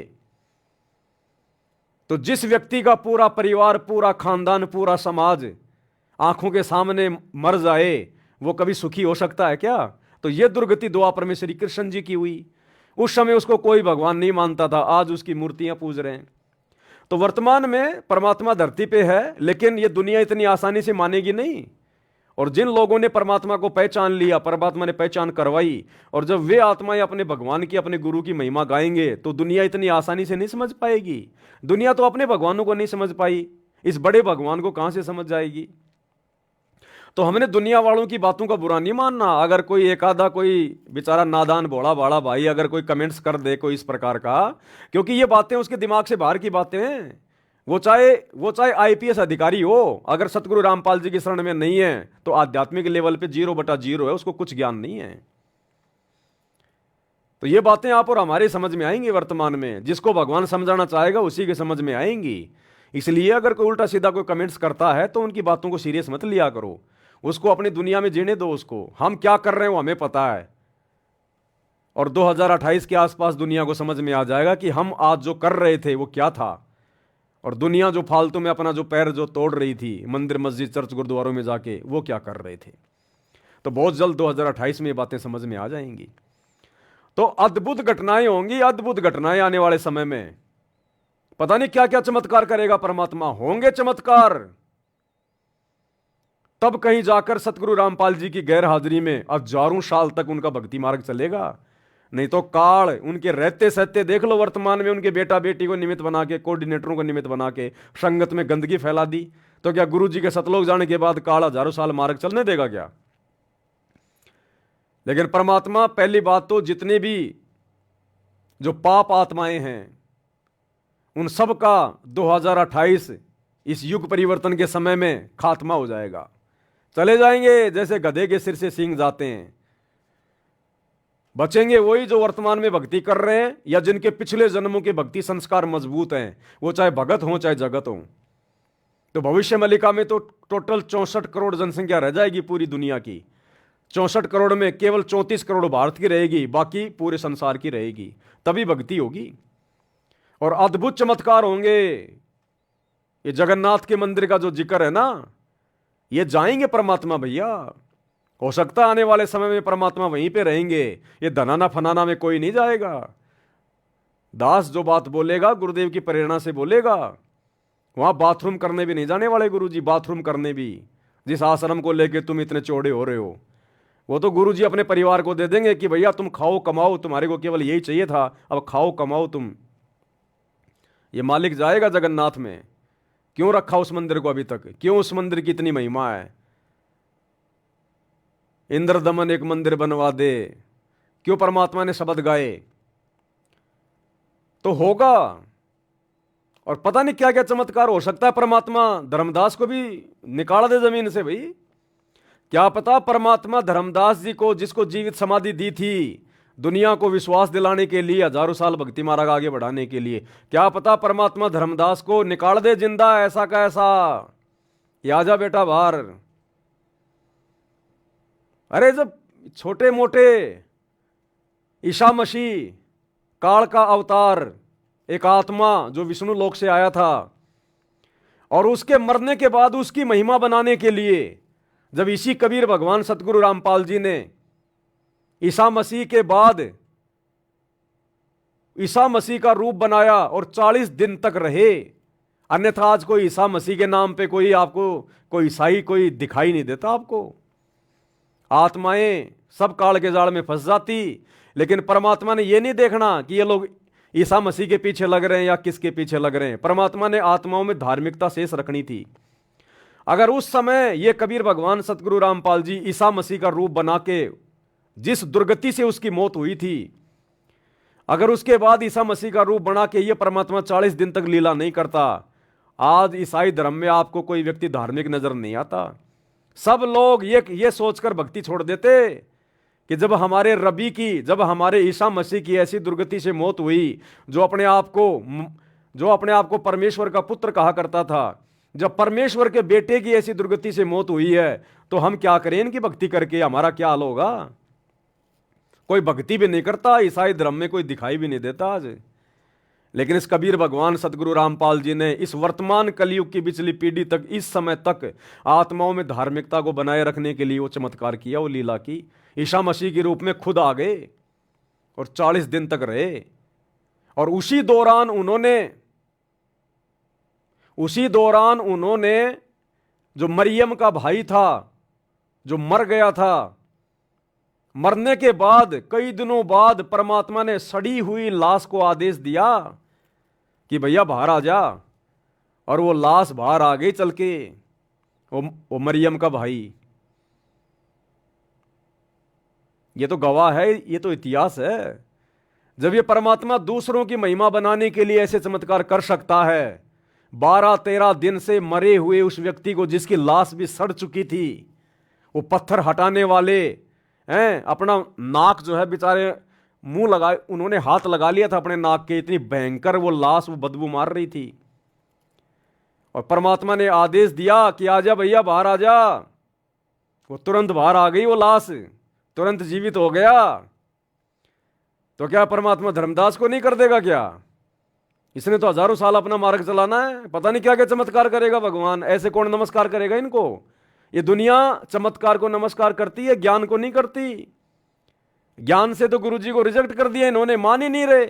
भगवान भी थक के 2014 में जेल में जाके बैठ गया कि बाढ़ में जाओ अब तुम, ज्ञान से कोई समझ ही नहीं रहा। अब ये परमात्मा बंदर दिखाएगा 2028 तक, और 2028 के बाद फिर ये परमात्मा चमत्कार भी दिखाएगा।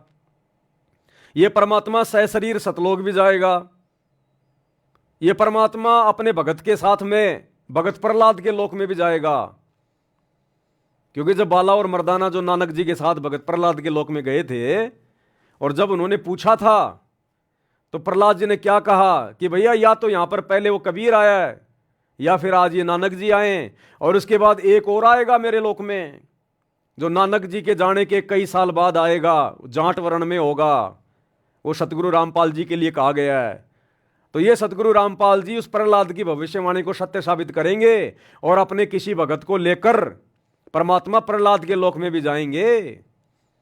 ये परमात्मा है, परमेश्वर है। तो ना जाने क्या क्या चमत्कार करेगा ये भगवान आने वाले समय में। ऐसे थोड़ी कोई उनको परमात्मा मान लेगी इनको। तो ये तो खैर आगे की बातें, मालिक की मौज, मालिक की मर्जी। लेकिन हम तो एक आइडिया लगा रहे हैं, परमात्मा कुछ न कुछ तो वो करेगा जो आज से पहले नहीं हुआ। अद्भुत करेगा परमात्मा, अद्भुत। पहले तो केवल खुद ही सहशरीर जाया करते थे सतलोक, अब की बार परमात्मा भक्तों को भी सहशरीर लेके जाएगा, दुनिया देखेगी, तब जाकर हजारों साल लोग इनकी भक्ति करेंगे। तो परमात्मा जगन्नाथ के मंदिर में गए सीधे, वहीं पे परमात्मा ने सत्संग करने शुरू कर दिए, और काफी कुछ बातें हैं जो बहन जी ने लिख के भी भेजा है, शायद मैं देख नहीं पाया।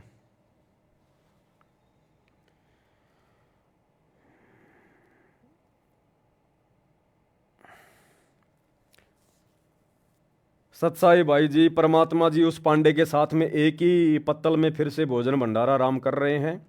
उसमें चावल राम और सब्जी राम है। परमात्मा की अपने हाथों से कभी उस पांडे को खिलाते हैं, कभी पांडा परमात्मा जी को खिला रहा है। दोनों आपस में रो रहे हैं।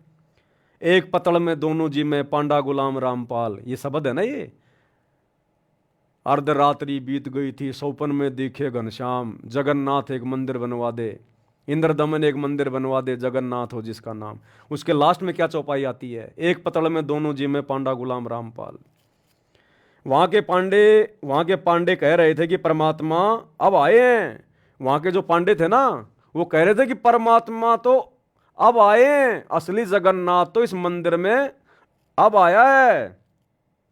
हम तो पत्थरों को पूज रहे थे, असली जगन्नाथ तो अब आया है।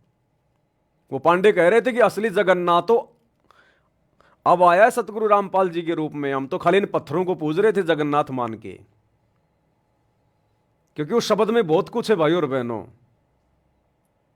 वहां गीता जी का पाठ चले, तो गीता जी का पाठ कहां चला उसमें? अब चलेगा, सतगुरु रामपाल जी भगवान चलाएंगे गीता जी का पाठ वहां जाके। वो सहज स्वभाव से रह रहा हो, तो सहज स्वभाव से तो अब रहेंगे वहां। तो ये आगे की लीला है परमात्मा की, मालिक कैसे करेंगे कैसे नहीं करेंगे ये उनके ऊपर है।